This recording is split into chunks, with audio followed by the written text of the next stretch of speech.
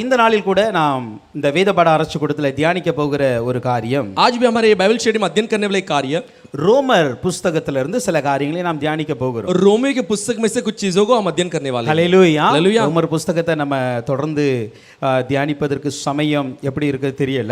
Romeo की पुस्तक को लगातार हम अध्ययन करने के लिए समय कैसे होगी पता नहीं. ஆனால் இன்றைக்கு ஆவியானவர் கற்றுக் கொடுத்த ஒரு காரியத்தை நாம் தியானிக்க போகிறோம். लेकिन आज हम पवित्र आत्मा हमें सिखाए हुए कार्य को हम अध्ययन करने वाले हैं. வேதத்திலே இந்த ரோமர் புஸ்தகம் ஒரு மிக மிக முக்கியமான ஒரு புஸ்தகம் என்று சொல்லலாம். शास्त्र में रोमी की पुस्तक बहुत ही बड़ी मुख्य पुस्तक करके हम कह सकते हैं. ஒரு தேவ மனிதர் இப்படியாய் சொல்லுகிறார். एक परमेश्वर का मनुष्य इस तरह कहता है. अनेक सुविशेष निरूपங்கள் புதிய ஏற்பாட்டில் இருந்தாலும் கூட कई सारे सुसमाचार की पत्रिका शास्त्र में है फिर भी பழைய ஏற்பாட்டில் अनेक ஆகமங்களும் தீர்க்கதரிசன புத்தகங்கள் இருந்தாலும் கூட जो पुराने करार में कई सारे पुस्तक और भविष्यवाणी है फिर भी நம்முடைய ரட்சிப்புக்கேற்ற ஒரு வாசலை திறந்து கொடுப்பது இந்த ரோம புத்தகம் என்று சொல்லுகிறார். हमारे उद्धार के योग्य एक दरवाजे को खोल के देती है रोमी की पुस्तक. இந்த ரோமர் புத்தகம் ஏறக்குறைய கிபி கிறிஸ்துவுக்கு பின்பாக AD 60 அந்த டைம்ல இது எழுதப்பட்டது. तो ये जो रोमी की पुस्तक है मसीह के पहले 60वें सदस्य में लिखी गई. கிறிஸ்துவுக்கு பின் मसीह के बाद. ஹல்லேலூயா. हालेलुया. சோ அது ஏறக்குறைய 60 இல்ல எழுதப்பட்டது. और जो 60 में लिखी गई. ஹல்லேலூயா. हालेलुया. சோ இந்த ரோம புத்தகத்தில் ஏன் ஏன் எழுதப்பட்டது என்றால் क्यों ये लिखी गई? ரோமாபுரியில் இருந்த யூதர்களுக்கும் जो रोमियो में जो यहूदी थे மற்ற தேவ பிள்ளைகளுக்கும் இடையே ஒரு கருத்து வேறுபாடு இருந்தது. परमेश्वर के बच्चों के बीच में एक वाद विवाद थी. அப்படி என்றால் யூதர்கள் அல்லாத புறஜாதி ஜனங்கள் இயேசுவை ஏற்றுக்கொண்டு வரும்பொழுது जो यहूदी नहीं थे जो परमेश्वर को स्वीकार करके आते समय அப்போஸ்தலர்கள் சொல்லுகிறார்கள் प्रेरित कहे थे நம்ம எல்லாரும் ஒண்ணுதான், हम सब एक है, நம்ம எல்லாரும் ஒரே தேவனை ஆராதிக்கிறோம், हम सब एक ही परमेश्वर का आराधना करते நமக்குள்ளாக हैं, ஏற்ற இறக்கங்கள் கிடையாது हमारे नीचे ऊंचे नीचे नहीं ऐसा कुछ नहीं है என்று சொல்லி அவர்களுக்கு கற்றுக் கொடுக்கும் பொழுது ऐसे कहकर उन्हें सिखाते समय அந்த யூதர்களுக்கும் இந்த புறஜாதி ஜனங்களுக்குமாக நிறைய வித்தியாசங்கள் இருந்தது. तो वो यहूदी और अन्य जाति के बीच में कई सारे फर्क थी. இந்த யூதர்கள் அவர்களை தங்களோடு தங்களுக்கு சமமாய் ஏற்றுக்கொள்ள முடியவில்லை. तो यहूदियों को अपने साथ उनको मिला नहीं पाए. ஏனென்றால் யூதர்கள் சொல்றாங்க எங்களுக்கு நியாயப்பிரமாணம் இருக்கிறது, यहूदी कहते हैं हमारे लिए व्यवस्था है, அந்த சட்டத்தை நாங்கள் கீழ்ப்படிகிறோம், उस कानून को हम पालन करते हैं, அதன்படி நாங்கள் விருத்த சேதனம் பண்ணுகிறோம், उसके अनुसार हम खतना कर लेते ஆனால் हैं. புறஜாதிகள் அதை செய்வதில்லை, अन्य जाति उसे नहीं करते அவங்க हैं, நியாயப்பிரமாணத்துக்கு கீழ்ப்படிய மாட்டாங்க, वो व्यवस्था को पालन नहीं करते हैं, விருத்த சேதனம் பண்ண மாட்டாங்க, वो खतना नहीं करते हैं. அப்படி இருக்கும் பொழுது அவர்களை எப்படி நாங்கள் எங்களோடு ஒன்றாய் இணைப்பது तो वैसे रहते समय कैसे हमारे साथ बराबरी में मिला सकते என்று हैं சொல்லி அந்த ரோமாபுரியில் உள்ள சபைக்குள்ளாக சில குழப்பங்கள் நிலவும் பொழுது ऐसे कहकर रोमियो के कलीसिया के अंदर कुछ उलझने आती समय பவுல் அப்போஸ்தலன் இந்த ரோமாபுரிக்காய் இந்த கடிதத்தை எழுதுகிறார். जब प्रेरित पौलुस ये रोमियो के लिए पत्रिका लिखता है, அந்த கடிதத்தில் நீங்கள் பார்க்கும் பொழுது पत्रिका में आप देखते समय யூதர்களும் மற்ற புறஜாதி விசுவாசிகளும் சமம் என்பதை அவர் சொல்லும்படியான கருத்துக்கள் அங்க அதிகமாக இருக்கும். यहूदी और अन्य जाति बराबरी में है करके कहने वाले कुछ शब्द वहां पे होती है. ஹல்லேலூயா. हालेलुया. எந்த ஒரு புத்தகத்தை நீங்க நிருபங்களை நீங்கள் வாசித்தாலும் அல்லது எந்த ஒரு வேத பகுதி வாசித்தாலும் கூட कोई भी पुस्तक या शास्त्र की बात को पढ़ते समय முடிந்த அளவு நம்ம அதனுடைய பேக்ரவுண்ட கொஞ்சம் படிச்சா அது ரொம்ப புரியும், அழகாய் புரியும். जितनी हो सकती है उसका बैकग्राउंड क्या है उसे जानकर पढ़ेंगे तो बहुत अच्छी होगी. ஹல்லேலூயா. हालेलुया. அதுக்கு இன்னைக்கு நமக்கு நிறைய வசதிகள் இருக்குது, उसके लिए आज हमारे कई सारी सुविधाएं हैं, நிறைய புத்தகங்கள் कई இருக்குது, सारे पुस्तक है, இன்னைக்கு நீங்க இன்டர்நெட்ல கூட பார்க்க முடியும். आज उसे आप इंटरनेट पे भी देख सकते நீங்கள் हैं. அந்த கோணத்தில் அந்த புத்தகத்தை பார்க்கும் பொழுதுதான் उस नजरिया में पुस्तक को देखते समय அது சரியான விதத்தில் நாம் புரிந்து கொள்ள முடியும். सही प्रकार से हम समझ सकते हैं. அப்படிதான் இந்த ரோம புத்தகத்தை அப்படிதான் பார்க்கணும். रोमी के पुस्तक को भी वैसे देखना है. யூதர்களுக்கும் புறஜாதிக்கும் இடையே இருந்த கருத்து வேறுபாடுகள் நீக்குகிறது தான் இந்த புத்தகம். यहूदी और अन्य जाति के बीच में जो भेदभाव थी, जो वाद विवाद थी, उसे हटाने की ये पुस्तक है. அதே போல இந்த புத்தகத்துல விசுவாசம், ரட்சிப்பு, நியாய தீர்ப்பு என்று சொல்லி பல காரியங்களை ரொம்ப தெளிவா எழுதப்பட்டு जो இருக்கும். विश्वास, उद्धार और न्याय इसके बारे में बहुत साफ-साफ लिखी जाती है. ஹல்லேலூயா. हालेलुया. நம்முடைய ரட்சிப்புக்கு ஏற்ற अनेक வழிகளை இந்த ரோம புத்தகத்தில் நாம் அதிகமாக பார்க்கலாம். उद्धार के योग्य कई सारे मार्गों को रोमी के पुस्तक में देख सकते हैं. அப்படி இருக்கிற இந்த புத்தகத்தை இன்றைக்கு நாம் கொஞ்சம் ஆவியான துணை கொண்டு நாம் ஒரு சில காரியங்களை தியானிக்க போகிறோம். ऐसे पुस्तक को पवित्र आत्मा के सहायता के साथ हम अध्ययन करने वाले இந்த हैं. ரோம புத்தகத்தை குறித்து நமக்கு எல்லாம் தெரிந்த மார்ட்டின் லூத்தர் அவர்கள் என்ன சொல்லி இருக்காங்கன்னா, रोमी के पुस्तक के बारे में हम जानने वाले एक व्यक्ति मार्टिन लूथर किंग ने क्या कहा. நமக்கு தெரியும் மார்ட்டின் லூத்தர் அவர்கள் முதலாவதாக ஒரு கேத்தலிக் சர்ச்சில் ஒரு போதகராய் இருந்தவர். हम जानते हैं कि मार्टिन लूथर पहले से कैथोलिक चर्च में एक बिशप அங்குள்ள சத்தியத்திற்கும் இவர் படிக்கிற இந்த வேதத்திற்கும் अनेक வித்தியாசங்களை அவர் பார்த்தார். वो वहां पे जो पढ़ा हुआ व्यवस्था और ये शास्त्र के बीच में कई सारे फर्क को उसने देखा. விசேஷமாக ரோமர் 1ஆம் அதிகாரம் 17ஆம் வசனம் அவர் அதிகமாய் தொட்டது. तो विशेष रूप से रोमी को पहला अध्याय 17 वचन उसका अधिक छुई. அங்கு சொல்லப்படுகிறது விசுவாசத்தினாலே நீதிமான் பிழைப்பான். वहां पे कही गई विश्वास के द्वारा धर्मी बचाया जाएगा. விசுவாசத்தினால் விசுவாசத்தினால் உண்டாகும் தேவநீதி जो विश्वास के द्वारा होने वाली परमेश्वर की धार्मिकता, விசுவாசத்திற்கென்று அந்த சுவிசேஷத்தால் तो வெளிப்படுத்தப்படுகிறது. विश्वास के लिए वो सुसमाचार प्रकट की जाती அப்போ है. ஒரு மனிதன் பிழைப்பான் என்றால் ரட்சிக்கப்படுவான். ये मनुष्य बचा जाएगा, छुटकारा पाएगा तो वो उद्धार पाता அந்த है. ரட்சிப்பு என்கிறது விசுவாசத்திலிருந்து தான் ये வருகிறது. जो उद्धार है विश्वास के द्वारा ही आती है. ஆனால் அந்த நாட்களில लेकिन उन दिनों में என்ன நடந்து கொண்டிருந்தது क्या हो रही थी? ஒருவன் ரட்சிக்கப்படுவதற்காக एक उद्धार पाने के लिए பணங்கள் கொடுக்கப்பட்டது. पैसा दी जाती है. நீ பைசா கொடுத்தா நீ உனக்கு ரட்சிப்பு கிடைச்சிடும். अगर तू रुपया देगा तो ही तुझे उद्धार मिलेगी. பாவ மன்னிப்பை நாம் அறிக்கையிட மனிதன் முன்பாக அறிக்கையிட சொன்னார்கள். पाप की कबूली को मनुष्य के सामने कबूल करने के लिए कहते இப்படி பல சட்டதிட்டங்கள் இருந்தது. ऐसे कई सारे कानूने थे. இதையெல்லாம் அவர் பார்க்கும் பொழுது ये सब उसे देखते समय இல்ல வேதம் சொல்லுகிற ரட்சிப்புக்கும் இவர்கள் சொல்லுகிற ரட்சிப்புக்கும் வேறுபாடு இருக்கிறது. शास्त्र कहने वाले उद्धार और ये कहने वाले उद्धार में कुछ फर्क थी. ஒரு மனிதன் தேவ நீதியை பெற தேவ நீதிமானாய் மாற வேண்டும் என்றால் एक मनुष्य परमेश्वर के धर्मी बनना है तो அவன் தேவ நீதியினால் மாத்திரம் அதை பெற वो முடியும். परमेश्वर की धार्मिकता के द्वारा ही वो पा सकता है. அவர் இப்படியே சொல்லுகிறார், वो इस प्रकार कहता है தேவ நீதியை தேவ நீதியினால் மாத்திரம் தான் பெற முடியும். परमेश्वर की धार्मिकता को परमेश्वर की धार्मिकता के द्वारा ही पा सकते இப்ப அந்த हैं. தேவ நீதியை பெறுவது எப்படி? परमेश्वर की धार्मिकता को कैसे पा सकते हैं? நம்முடைய விசுவாசம் மாத்திரம் தான் அதை கொண்டு வர முடியும். हमारे विश्वास सिर्फ उसे ला सकती है. இந்த விசுவாசத்தினால் ரட்சிப்பு வருகிறது என்கிற இந்த வார்த்தையை அவர்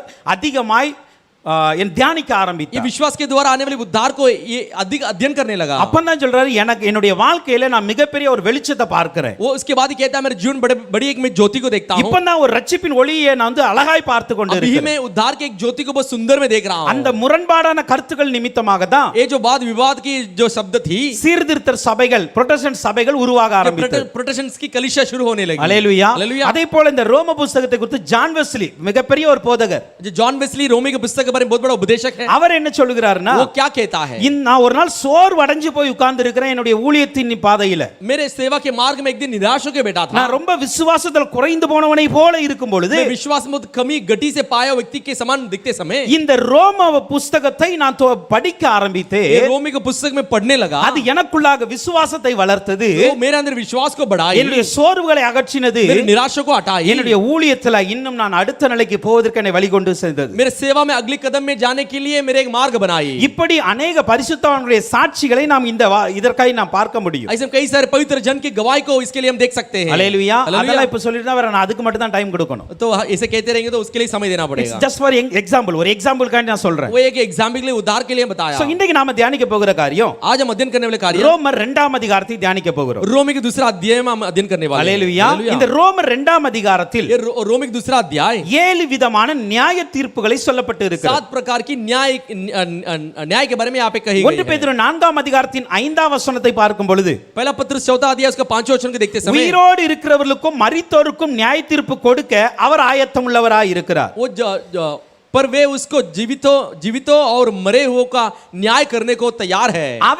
அவருக்கு தான் கணக்கு ஒப்புவிக்க வேண்டும். उसके लिए लेखा देना पड़ेगा. அப்போ உயிரோடு இருக்கிற ஜனங்களுக்கும் जो जीवित है, மரித்து போய் இருக்கிற जो ஜனங்களுக்கும் मरे हुए लोग हैं, நியாய தீர்ப்பு கொடுக்கும்படி தேவன் ஆயத்தமாய் இருக்கிறார். न्याय करने के लिए परमेश्वर तैयार है.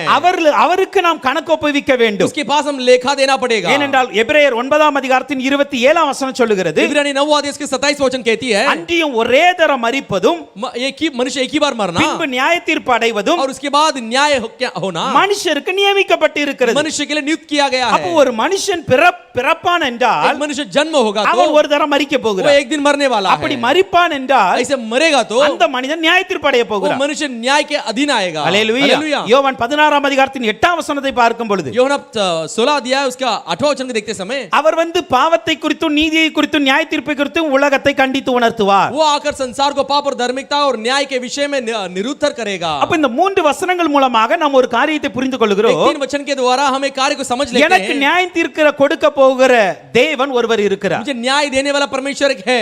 எனக்கு நியாய தீர்ப்பு நிச்சயம் நடக்கும். मेरे न्याय निश्चय होगी. அல்லேலூயா. हालेलुया. எல்லாருக்கும் மரிப்பதும் நியாய தீர்ப்பு அடைவதும் நிச்சயிக்கப்பட்டு இருக்கிறது. सबके लिए मरना और जीवित न्याय होना निश्चय की गई இப்ப है. அந்த நியாய தீர்ப்பை குறித்து எனக்கு சொல்லி தருவது யார் என்றால் பரிசுத்த ஆவியானவர். न्याय के बारे में कौन मुझे सिखाता है? पवित्र आत्मा सिखाता பரிசுத்த है. ஆவியானவரை இயேசு அனுப்பும் பொழுது पवित्र आत्मा को यीशु मसीह भेजते இப்படிதான் சொல்லி समय அனுப்புகிறார். ऐसी कहकर भेजता அவர் है। வந்து இந்த உலகத்துல என்ன சொல்லி கொடுப்பார்னா, वो आकर संसार में क्या सिखाएगा? அவர் பாவத்தை குறித்து சொல்லி वो கொடுப்பார், पाप के बारे में कहेगा, நீதியை குறித்து சொல்லி கொடுப்பார். धार्मिकता के बारे में कहेगा। அது ரெண்டு மாத்திரமல்ல, நியாய தீர்ப்பை குறித்து சொல்லி கொடுப்பார். तो दोनों ने न्याय के बारे में भी सिखाएगा। அல்லேலூயா. हालेलुया। அப்போ இந்த நியாய தீர்ப்பை குறித்து நமக்கு अनेक விதமான சந்தேகங்கள் அல்லது கேள்விகள் இருக்கலாம். ये न्याय के बारे में कई सारे संदेह और प्रश्न हो सकती है। எப்படி நியாயம் தீர்க்க போகிறார் தேவன்? कैसे न्याय चुकाने वाला है? அல்லேலூயா. हालेलुया।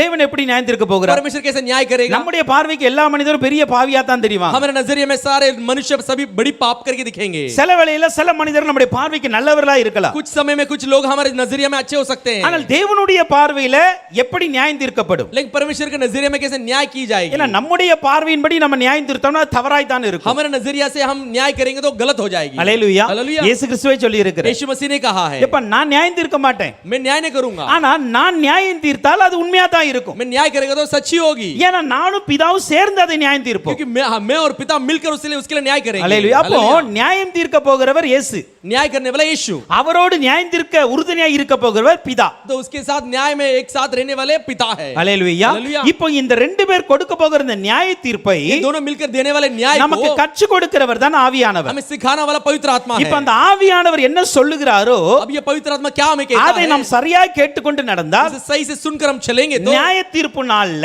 न्याय के दिन में நாம் தண்டனை பெறாமல் பலனை பெற்றுக்கொள்ள हम முடியும். दंड के योग्य नहीं और फल के योग्य बनेंगे। அதை இந்த ரோமர் 2ஆம் அதிகாரத்திலிருந்து சில காரியங்களை தியானிக்க போகிறோம். इसे रोमी के दूसरा अध्याय में से कुछ विषय का अध्ययन करने वाले வேதத்தில் हैं। பல இடங்களில் நியாய தீர்ப்புகளை குறித்து சொல்லப்பட்டு शास्त्र இருக்கிறது. में कई सारे जगहों में न्याय के बारे में कही गई है। ஆனால் நம்ம இன்னைக்கு தியானிக்க போகிறது இந்த பகுதியில் உள்ள நியாய தீர்ப்பு.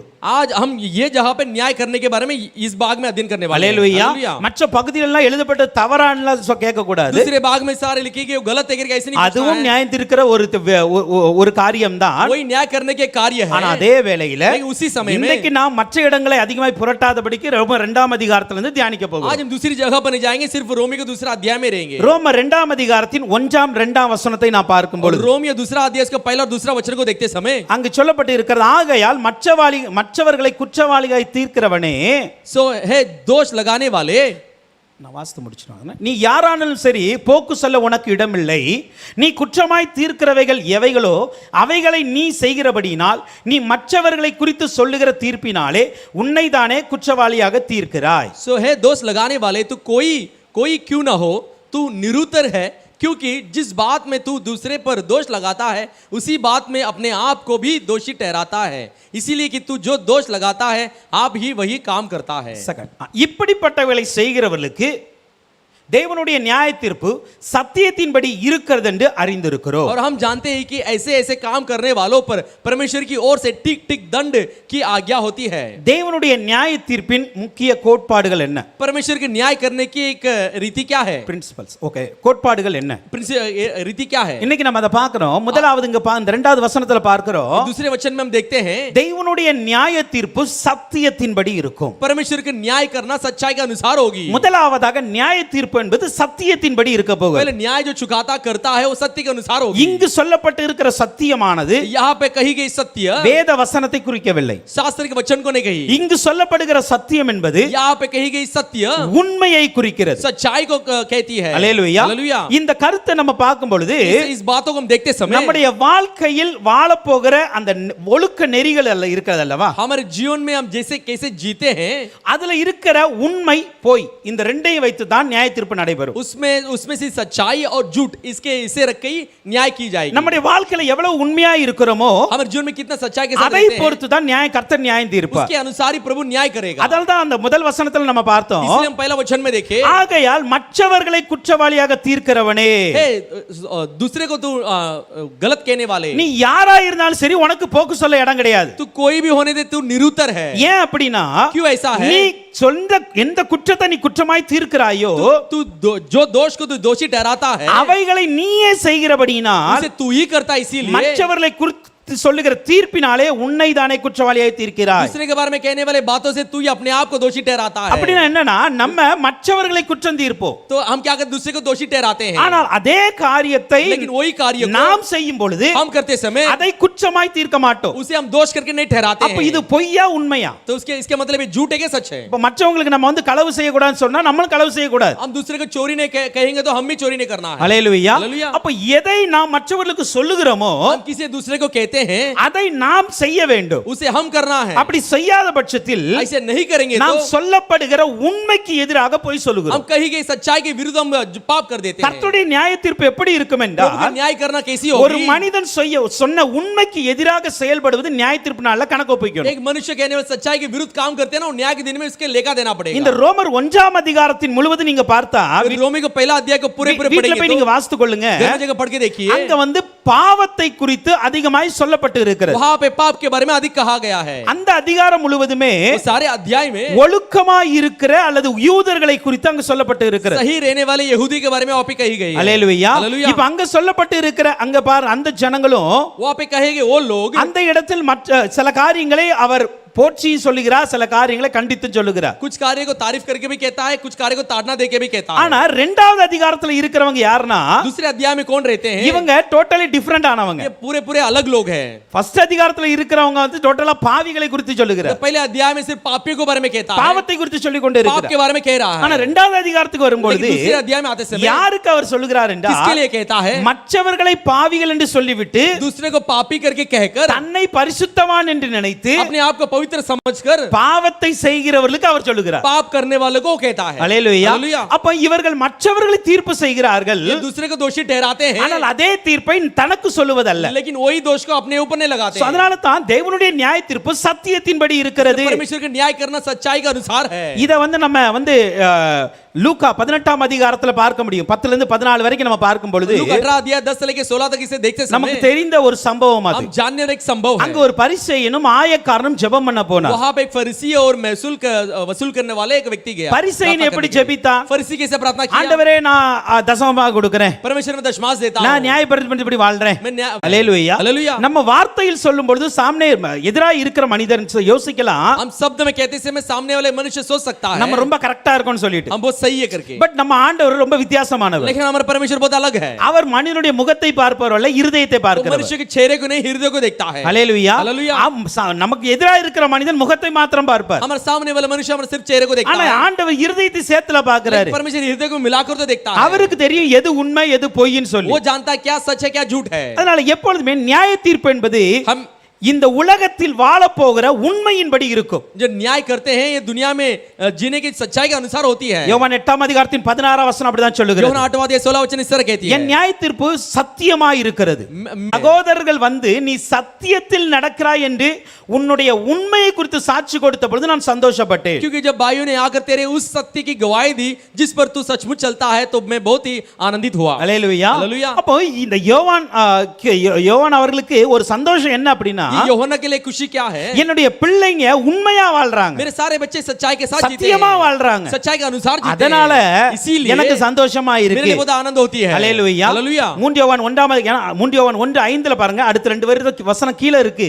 तीसरा यूहन्ना पहला अध्याय उसका 5वां वचन में देखिए. பிரியமானவனே, हे प्रिय भाई, நீ சகோதரருக்கும் जो कुछ तूने उस भाइयों को அந்நியருக்கும் जो परदेशी को செய்கிற யாவற்றையும் जो कुछ भी तू करता है உண்மையாய் செய்கிறாய். विश्वास योग्य के साथ करता 3ஆம் है. வசனத்துல என்ன சொன்னாரு? तीसरा वचन में क्या कहा? சத்தியத்தின்படி நீ நடக்கிற. सत्य के अनुसार तू चलता है. அது எந்த சத்தியம்? तो क्या सच्चाई? 5ஆம் வசனத்தை அத குறித்து சொல்றாரு. 5वां वचन में उसके बारे में நீ कहता है எல்லாருக்கும் உண்மையாய் செயல்படுற. अपनी सबके सामने एक सच्चाई के साथ जीता है. யாருக்கெல்லாம்? किसके लिए? சகோதரருக்கும் अपने भाइयों के लिए, அந்நியருக்கும். अन्य जातियों के लिए. அல்லேலூயா. हालेलुया. அப்ப நம்முடைய உண்மை யார்ட்டலாம் காட்டணும்? हमारी सच्चाई किसके पास दिखाना? हम சர்ச்சிலையும் காட்டணும், வீட்லயும் காட்டணும். कलीसिया में भी दिखाना है, घर में भी दिखाना है. அல்லேலூயா. हालेलुया. ஜனங்கள்ட்டயும் உண்மையை காட்டணும். लोगों के पास भी हमें सच्चा चेहरे को दिखाना है. வெறுமனே சர்ச்சில் வந்து நான் ஆராதித்து உண்மையா இருக்கேன்னு சொல்லக்கூடாது. सिर्फ कलीसिया में आराधना करके मैं ठीक होकर के ऐसे नहीं कहना है. ரெண்டு இடத்துல இருக்கிற உண்மையை பார்த்து தான் ஆண்டவர் சத்தியத்தில் நடக்கன்னு சந்தோஷப்படுவார். दोनों जगह की सच्चाई को देखकर ही परमेश्वर कहेगा तू सच्चाई में चलता है. சோ நம்ம என்ன பண்ணா நம்மளை மாற்றணும். हम अपने आप को बदलना है. அல்லேலூயா. हालेलुया. இதுல வந்து நீங்க குற்றவாளி அல்ல நான் பெரிய குற்றவாளி அப்படிலாம் தீர்க்க வரல. ये आप बड़ी आप दोषी है, मैं बड़ी दोषी ऐसे कहने के लिए नहीं आया. we have to change ourselves.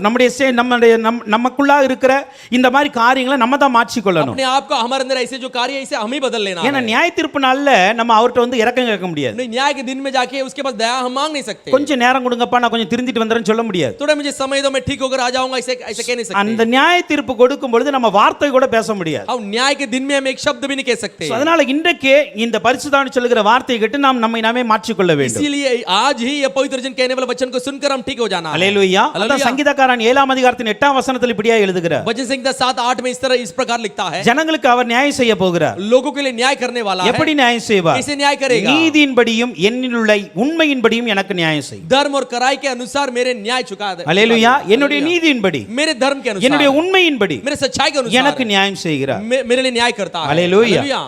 ரோமர் 2ஆம் அதிகாரம் 3ஆம் வசனம் சொல்லுகிறது, रोमियो दूसरा अध्याय का तीसरा वचन कहती है, இப்படிப்பட்டவைகளை செய்கிறவர்களை ऐसे काम करने वालों को குற்றவாளிகள் என்று தீர்த்தும் दोष लगाते हैं, அவைகளையே செய்கிறவனே वही करने वाला நீ தேவனுடைய நியாய தீர்ப்புக்கு தப்பிக்கொள்ளலாம் என்று நினைக்கிறாயோ? कि तू परमेश्वर के दंड की आज्ञा से बच जाएगा அந்த क्या? 3ஆம் வசனம் முடிக்கும் பொழுது ஒரு क्वेश्चन மார்க்கோட முடிக்கிறார். तीसरे वचन को खत्म करते समय प्रश्न चिन्ह के साथ खत्म करता है. என்ன சொல்றாருன்னா, क्या कहता है? இங்க பாரு, நீ மற்றவங்களை குற்றவாளியை தீர்க்கிற, दूसरे को दोषी ठहराते அதே हो, காரியத்தை நீங்களும் செய்றீங்க. वही कार्य को आप भी करते हो. இப்படிப்பட்டவர்களுக்கு தேவனுடைய நியாய தீர்ப்பு உண்மையின்படி இருக்க போகுது. ऐसे लोगों के लिए न्याय की दंड सच्चाई से होने वाली है. இப்படிப்பட்டவை செய்கிறவர்களை குற்றவாளியாய் தீர்க்கிற ऐसे कहने वाले लोगों को दोषी ठहराते நீங்கள் हैं. யாராய் இருந்தாலும் आज சரி, कोई भी होने दो, தேவனுடைய நியாய தீர்ப்புக்கு தப்பிக்கொள்ளலாம் என்று நினைக்கிறாயோ?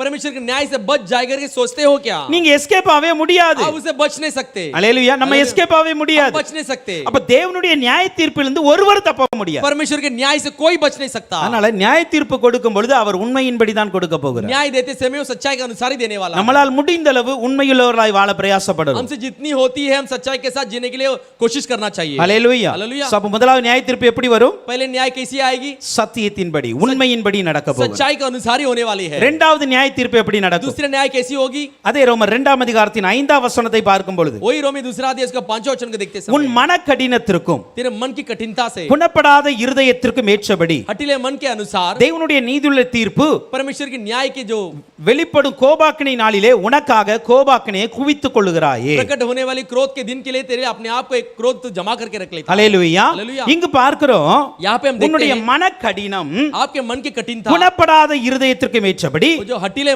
मन के अनुसार தேவனுடைய நியாய தீர்ப்பு, परमेश्वर की न्याय, நீதியுள்ள நியாய தீர்ப்பு வெளிப்படும் கோபாக்கினை நாளுக்காக உனக்காக கோபாக்கினையை குவித்துக் கொள்ளுகிறாய். 2:5 தான். 2:5 Romans 2:5 please put. அங்க போட்டாங்க. पर अपनी कठोरता और हठीले मन के अनुसार उसके क्रोध के दिन के लिए जिसमें परमेश्वर का सच्चा न्याय प्रकट होगा अपने निमित्त क्रोध काम कर रहा है. ஹல்லேலூயா. हालेलुया. அப்ப இங்க சொல்லப்பட்டு இருக்கிறது, यहाँ पे कहा गया है கோபாக்கினை நாளுக்காக जो क्रोध के दिन के लिए நாம கோபாக்கினையை குவித்துக் கொள்கிறோம். हम क्रोध को जमा करके रख இந்த लेते हैं. கோபாக்கினை குவித்துக் கொள்கிறதா என்றால் என்ன? ये क्रोध को जमा करके रख लेंगे बोले तो इसका मतलब क्या है? அதிகமான குற்றத்தை செய்கிறோம்னு அர்த்தம். ज्यादा अधिक दोष को करने वाले, गलती को करने वाला. இரண்டாவது நியாய தீர்ப்பு எப்படி நடக்கும் தெரியுமா? दूसरी न्याय कैसी होगी?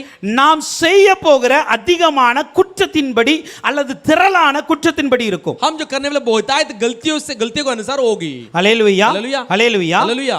சில பேர் தன்னை சுற்றி இருக்கிற ஜனங்களை நாம் திட்டுகிறதுனால அல்லது கண்டிக்கிறதுனால हमके चारों ओर के लोग हम डांटते हैं, ताड़ना देते हैं, इसीलिए நமக்கு தேவனுடைய தகுதி வந்து விட்டது என்று நினைக்கிறோம். हाँ, परमेश्वर की काबिलियत हमें आगे ऐसे हम सोचते हैं. ஹல்லேலூயா. हालेलुया. அந்த அதிகாரம் தவறல்ல. वो अधिकार गलत नहीं है. ஹல்லேலூயா. हालेलुया. மற்றவர்களை கண்டிப்பதுன்னு அது மஸ்டேஜ் மாதிரி தவறல்ல. वो दूसरे को ताड़ना देते हैं, वो गलत नहीं है. ஆனால் அதே வேளையில उसी समय में மற்றவர்களை கண்டித்து விட்டு दूसरे को ताड़ना देकर நாம் தேவனை போல மாறி हम परमेश्वर के समान बदल மறுபடியும் அதே தவறுகளை செய்யும் பொழுது फिर से वही गलती को करते நாம் समय என்ன செய்கிறோம் என்றால் हम क्या करते हैं?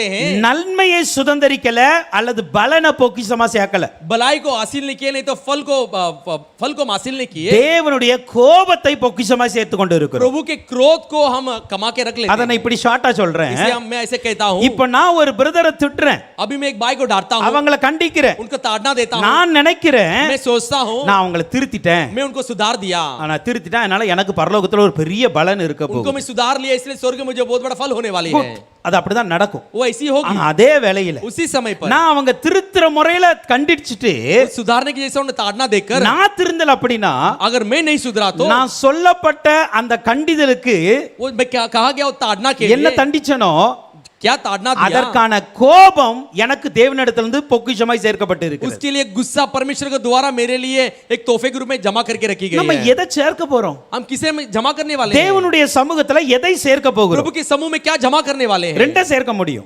दो जमा कर सकते ஒன்னு हैं। பலனை சேருங்க, एक तो फल को कमा सकते हैं, இல்லனா கோபாக்கினியை नहीं சேர்க்கலாம். तो क्रोध को आप एक कमा सकते हैं। அல்லேலூயா. हालेलुया। பாவிகளுக்காக தேவனுடைய கோபம் இருக்கிறது, पापी के लिए परमेश्वर की क्रोध है, ஆனா பரிசுத்தவான்களுக்காக பலன் இருக்கிறது. लेकिन पवित्र जन के लिए फल है। ஆனா அதே வேளையில उसी समय में நம்ம பரிசுத்தவான் என்று சொல்லிட்டு பாவத்தை செஞ்சா हम पवित्र कहकर पाप भी करेंगे तो தேவனுடைய கோபம் கூடுமே தவிர குறையாது. परमेश्वर की क्रोध बढ़ेगी लेकिन कम नहीं होगी। அவனுக்கு கிடைக்கிற மன்னிப்பு கூட நமக்கு கிடைக்காம उसको போய்விடும். मिलने वाला क्षमा भी हमें नहीं मिलेगी। அல்லேலூயா. हालेलुया। புரியுது? அவனுக்கு கிடைக்கிற மன்னிப்பு கூட நமக்கு கிடைக்காது. उसको मिलने वाला क्षमा हमें हमें नहीं मिलेगी। நம்ம வேதத்துல ஒரு எக்ஸாம்பிள் பார்க்கிறோம். शास्त्र में एक उदाहरण को देखते हैं। சிலுவையில இயேசு கூட ரெண்டு கல்லர்கள் தொங்கினார்கள். सूली में यीशु मसीह के साथ दो चोर लटक रहे थे। ஒருவன் என்ன பண்ணினான்? एक ने क्या किया? ஒரு கல்லன் என்ன வந்து மன்னிச்சிருங்க, एक चोर कहता मुझे क्षमा कर दो, நான் பாவம் செஞ்சிட்டேன், मैंने पाप किया है, நான் தவறு செஞ்சதுனால நான் தொங்குறேன், मैं गलती के इसलिए मुझे ஆனா मैं இவர் सूली में தப்பே लटक रहा हूं। பண்ணல, लेकिन ये गलती नहीं என்னையும் किया। கொஞ்சம் நினைச்சுக்கான்னு இயேசுட்ட ஜெபம் பண்ணார்.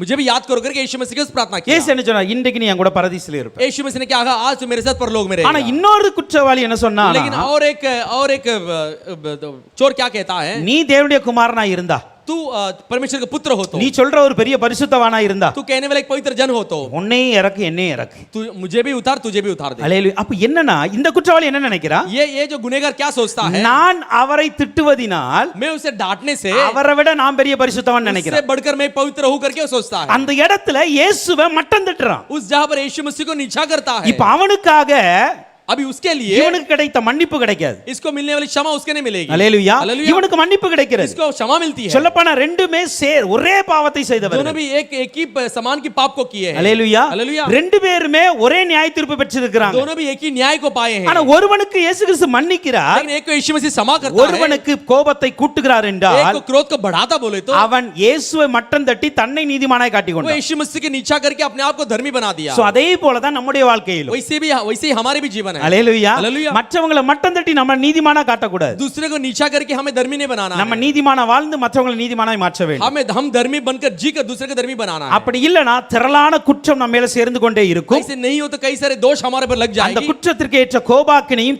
குவித்துக் கொண்டே இருக்கும். उसके दोष की योग्य जो न्याय भी हमारे लिए बढ़कर रहेगी। அதான் ஆமோஸ் 3ஆம் அதிகாரத்தின் 10ஆம் வசனத்தை பார்க்கும் பொழுது दामोस 3 अध्याय उसका 10वां वचन, 10वां वचन को देखते समय அவர்கள் செம்மையானதை செய்ய அறியாமல் वो जो सही चीजों को सीधे काम से वो नहीं करना जानते हैं, தங்கள் அரண்மனைகளில் கொடுமையும் கொள்ளையும் குவித்துக் கொள்ளுகிறார்கள். अपने भवनों में उपद्रव और डकैती का धन बटोर रखते हैं। அல்லேலூயா. हालेलुया। அவங்க செம்மையானதை செய்ய அறியாமல், वो सीधाई के काम को नहीं करना जानते थे। அப்படினா என்ன தெரியுமா? செம்மையானதை செய்ய மனசு இல்ல वो அவங்களுக்கு. सीधाई का काम करने के लिए उनके पास मन नहीं है। என்னது செம்மை எது உண்மைன்னு தெரியல அவங்களுக்கு.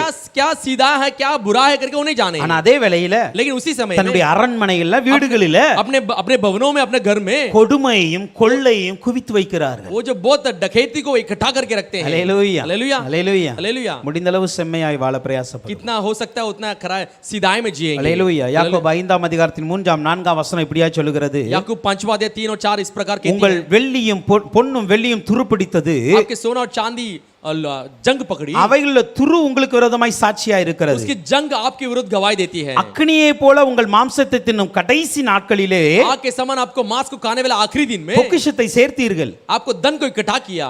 எதனால எப்படி சேர்த்தீங்க? कैसे आपने इकट्ठा இதோ किया? உங்கள் வயல்களில வேலைக்காரர்கள் அறுத்தார்களா, आपके खेतों में जो मजदूरों ने कटनी की ना, அவங்களுடைய கூலி நீங்க அநியாயமா பிடிச்சு வச்சிருக்கீங்க. उनके मजदूर को अन्याय से पकड़ के रखे। அறுத்தவர்களுடைய கூக்குரல் என்னை நோக்கி வந்து எட்டுகிறது. कटनी करने वाले की चिल्लाहट मेरे और आके पहुंची। அல்லேலூயா. हालेलुया। இங்க சொல்லுகிறது, यहाँ पे कही गई है, அக்கினியை போல மாம்சத்தை தின்னும் ஒரு கடைசி நாள் வரப்போகிறது. आग के समान मांस को खाने वाली एक आखिरी दिन आने वाली है। அதற்காக நீங்க இந்த வெள்ளியை எப்படி துரு பிடிக்குமோ, उसके लिए ये जो चांदी कैसे जंग पकड़ती है, அப்படி உங்களுடைய கொடுமையான காரியங்கள் நிறைந்திருக்கிறது. वैसे आपको बुराई के कार्य बहुत आयत है। அல்லேலூயா. हालेलुया। அல்லேலூயா. हालेलुया। சோ கடைசி நாள்ல அக்கினி நம்முடைய மாம்சத்தை சாப்பிட கூடாது. आखिरी दिन में आग हमारे मांस को नहीं खाना है। அதுதான் நரகத்தின் வாழ்க்கை. वही नरक की जीवन அந்த है। நரகத்தின் வாழ்க்கை நமக்கு वो வரக்கூடாது. नरक की जीवन हमारे लिए नहीं आना அதனால चाहिए। என்ன செய்யணும்? इसीलिए हम क्या करना है? குற்றங்களை குறைக்க தான் நாம் நரகத்திற்கு தப்ப முடியும். जो अगर दोष को कम करेंगे तो ही नरक से बच सकते हैं। செய்கிற தவற குறைக்கணும். जो करने वाले गलतियों को कम करना है, தவற கூட்டிக்கிட்டே இருக்க கூடாது. गलतियों को बढ़ाते नहीं சில रहना வேளை है। நம்ம என்ன பண்றோம்? कुछ हम क्या करते हैं, அவங்க தப்பு செய்றாங்க, நானும் செய்வேன். वो गलती करते हैं हम मैं भी करेंगे। அப்படி ஒரு நாளும் ஆண்டவருக்கு முன்பாக மனமேட்டிமையாய் குணப்படாத இருதயத்தோடு பேசக்கூடாது. ऐसे कभी भी परमेश्वर के सामने घमंड और अभिमानी होके नहीं बोलना है. அல்லேலூயா. हालेलुया. நாம் வாசித்த அந்த வசனத்துல पढ़े वचन में மனக்கடினம் குணப்படாத இருதயம் சொல்லப்பட்டு இருக்கிறது. हटीले मन नहीं चंगा हो सकती है. அல்லேலூயா. हालेलुया. யார் இந்த காரியத்தை செய்வார்? कौन ये विषय को करेगा? யார் திரளான குற்றங்களை குவித்து வைப்பார்? कौन बहुतायत दोष दंड को इकट्ठा करके रखेगा? யார் திரளான கோபாக்கினை குவித்து வைப்பார்? कौन बहुतायत क्रोध को जमा करके रखेगा? ரெண்டு குரூப் இருக்கு. दो मंडली है. ஒன்று एक மனக்கடினமாய் உள்ளவர்கள், मन में कठोरता से रहने वाले, மனதளவுல கடினமாய் இருக்கிறவங்க. मन में कठिन रहने वाले लोग. இரண்டாவதாக दूसरा குணப்படாத இருதயத்தார். हटीले मन. இவங்களுக்கு தான் அந்த கொடுமை அதிகமாய் சேர போகிறது. इनके लिए क्रोध अधिक जमा होने वाला है. அல்லேலூயா. हालेलुया. லேவியராகமம் 26ஆம் அதிகாரத்தின் लेविय 26वां अध्याय 23 லிருந்து 25 வரைக்கும் நாம் வாசிக்கும் பொழுது, 23 से लेकर 25 तक पढ़ते समय, நான் செய்யும் தண்டனையினால் நீங்கள் குணப்படாமல் எனக்கு எதிர்த்து நடந்தால், यदि तुम इन बातों पर भी तेरे ताड़ना से न सुधरे हो, உங்களுக்கு எதிர்த்து நடந்து வந்து आपके विरुद्ध में चल உங்கள் பாவங்கள் நிமித்தம் ஏலத்தனையாக வாதித்து और तुम्हारे पापों के कारण मैं आप ही तुमको 7 गुना मारूंगा, என் உடன்படிக்கை மீறினதற்கு मेरे व्यवस्था का उल्लंघन किया इसी பழி வாங்கும் பட்டயத்தை நான் அனுப்புவேன். पलटा लेने वाली तलवार को मैं तुम्हें भेजूंगा. நீங்கள் உங்கள் பட்டணங்களில் சேர்ந்த பின் आप अपने नगरों में जाने के கொள்ளை बाद நோயை உங்கள் நடுவில் அனுப்புவேன். जो महामारी को आपके बीच में भेजूंगा, சத்துருவின் கையில் ஒப்பு शत्रु के கொடுக்கப்படுவீர்கள். वश में सौंप दूंगा. இப்ப இங்க என்ன சொல்லுது? यहाँ पे क्या क्या कहती நான் है? செய்யும் தண்டனையினால் நீங்கள் குணப்படாமல் मैं जो देता हूँ ताड़ना से आप चंगा नहीं होगे எனக்கு तो எதிர்த்து நடந்தால், मेरे विरुद्ध चलेंगे तो ஆண்டு சொல்றார், நான் சில தண்டனை கொடுக்கிறேன். मैं कुछ दंड को आपको देता அப்படின்னா हूँ. சில தவறுகள் செய்யும் பொழுது, कुछ गलतियों को करते समय, சில பாவங்கள் செய்யும் कुछ பொழுது पापों को करते समय சின்ன சின்ன தண்டனை வரும் நம்ம வாழ்க்கையில. छोटा छोटा दंड हमारे लिए आती है. அல்லேலூயா. हालेलुया. இப்ப இந்த சின்ன தண்டனை ஆண்டு ஏன் கொடுக்கிறார்? ऐसे छोटे दंड को प्रभु क्यों देता है? நாம் அதுல இருந்து திருந்திரணும். हम उससे सुधर जाना है. அல்லேலூயா. हालेलुया. அதுல இருந்து வெளியே வந்துறணும். उससे बाहर आ जाना है. ஆனா நம்ம என்ன பண்றோம் लेकिन அப்படின்னா, हम क्या करते हैं? ஆண்டவருடைய வார்த்தைக்கு எதிர்த்து நின்று परमेश्वर के वचन का विरुद्ध खड़े होकर, அவருக்கு எதிராய் நடந்து उससे विरुद्ध चलकर பாவங்களை ஏலத்தனையாக குவிக்கிறோம். पाप को 7 गुना इकट्ठा कर देते அப்ப हैं. யார் பாவத்தை கூட்டுகிறா? तो कौन पाप को बढ़ाता है? குணப்படாத இருதயத்தார், न चंगा होने वाली मन மன वाले लोग, கடினமுள்ளவர்கள். हटीले मन. இந்த ரெண்டு பேர் தான் என்ன பண்றாங்க? दो लोग ही क्या करते हैं? பாவத்தை ஏலத்தனையா கூட்டுறாங்க. पाप को 7 गुना बढ़ा देते அப்படி हैं. இருக்கும் பொழுது ऐसे रहते समय ஆண்டவர் என்ன சொல்றாரு தெரியுமா? परमेश्वर क्या कहता पता நீ है? போய் தேசத்துல சேரு, तू जाके देश में मिल जा, ஆனா நான் பட்டயத்தை அனுப்புவேன், लेकिन मैं तलवार को நான் भेजूंगा, கொள்ளை நோயை मैं அனுப்புவேன். मरी को भेजूंगा. அல்லேலூயா. हालेलुया. அப்ப நீ சின்னதிலே திருந்திட்டோம் அப்படின்னா छोटे में सुधर जाएंगे तो நமக்கு பிரச்சனை இல்ல. हमें कोई समस्या नहीं है. ஆனா ஆண்டவருடைய சமூகத்திற்கு விரோதமாய் எழும்பி लेकिन परमेश्वर के समूह के विरुद्ध उठकर, அவருடைய வார்த்தைக்கு நம்முடைய மனதுக்கு கீழ்ப்படியாமல், उसके वचन के उल्लंघन करके, நம்முடைய மனதை குணப்படுத்தப்படாமல் अपने अपने हटीले मन होकर நாம் வாழ்ந்தோம் என்றால், अगर हम जिएंगे நம்முடைய तो, பாவம் ஏலத்தனை கூடும் என்றால் தேவனுடைய கோபமும் ஏலத்தனையாய் கூடும். अगर हमारे पाप 7 गुना बढ़ेगी तो परमेश्वर क्रोध भी 7 गुना बढ़ेगी. அல்லேலூயா. हालेलुया. முன்னாடி நம்மை திருத்தும்படியாய் வந்த தண்டனை पहले हमें सुधारने के लिए आई இப்போ दंड அழிக்கும்படியாய் வரும். अभी से नाश करने के लिए आएगी. அல்லேலூயா. हालेलुया. தண்டனுடைய வீரியத்தை நாம் புரிய வேண்டும். ताड़ना की जोश को देखना है. அப்படி புரிந்தவர்கள் மட்டும் தான் திருந்துவாங்க. ऐसे समझने वाले लोग ही सुधर जाएंगे. புரியல அப்படினா திருந்த மாட்டாங்க. नहीं समझेंगे तो उसे नहीं सुधरेंगे. ஆண்டவர் நமக்கு கொடுக்கிற சிறிய தண்டனையானது நம்மை திருத்துவதற்காய் கொடுக்கிறார். परमेश्वर हमें देना छोटा सा ताड़ना हमें सुधारने के लिए நம்மை देता है. அழிப்பதற்காய் கொடுப்பதல்ல. नाश करने के लिए नहीं. ஆனா அதே வேளையில लेकिन उसी समय நாம் में பாவங்களை கூட்டிக் கொண்டு, हम पापों को बढ़ाकर, அக்கிரமங்களை கூட்டிக் கொண்டு, अधर्मों को बढ़ाकर, குற்றங்களை கூட்டிக் கொண்டு दोष को बढ़ाकर நாம் வாழ்ந்தோம் என்றால் अगर हम जिएंगे तो ஆண்டவர் பொறுத்து பொறுத்து பார்ப்பார். परमेश्वर धीरज रखकर இவனுடைய देखेगा. மனது குணப்படவே குணப்படாது. इसके मन कभी नहीं चंगा होगी. இவனுடைய இருதயம் கடினமாய் கொண்டே தான் इसके இருக்கிறது हृदय कठिन होती என்கிற रहेगी. சூழ்நிலை வரும் பொழுது ऐसे एक परिस्थिति आते समय அவனை அடிப்பார். उसे मारेगा. அல்லேலூயா. हालेलुया. அவருடைய அடிக்கு நீங்க தப்ப முடியாது. उसके मार के लिए आप बच नहीं सकते. அல்லேலூயா. हालेलुया. அவர் அடித்தா अगर वो मारेगा, ஏரோது ராஜாவா இருந்தாலும் புழுத்து புழுத்து சாவான். एरोद राजा होने तो कीड़ा मकोड़े पर मर जाएगा. அல்லேலூயா. हालेलुया. எவ்வளவு பெரிய ஆளா இருக்கட்டும், कितना भी व्यक्ति होने दो, ஆனால் தேவனுடைய அடி விழுந்தது அப்படின்னா உயிரோட எழும்பவே முடியாது. परमेश्वर का मार गिरी तो कोई बच नहीं सकता. அதனால நம்முடைய இருதயத்தை நீங்க மாற்றணும். हमारे हटीले मन को आज बदलना है. மன கடினத்தை உண்டாக்க கூட मन की कठिनता को नहीं बनाना है. மார்க் 4ஆம் அதிகாரம் 12ஆம் வசனம் சொல்லுகிறது, मरकुस 4 अध्याय उसका 12 वचन कहते அவர்கள் हैं, குணப்படாதபடிக்கு, அவர்கள் குணப்படாதபடிக்கும், वो जो न सुधरते हुए, பாவங்கள் அவர்களுக்கு மன்னிக்கப்படாதபடிக்கும், पाप उनके लिए न क्षमा हो, அவர்கள் கண்டும் காணாதவர்களாகவும், ऐसे देखे फिर भी अनदेखी बनकर है, கேட்டும் உணராதவர்கள் இருக்கும்படி सुनकर अनसुनी रहने के இப்படி लिए சொல்லப்படுகிறது. ऐसे कही गई है. என்ன தெரியுமா?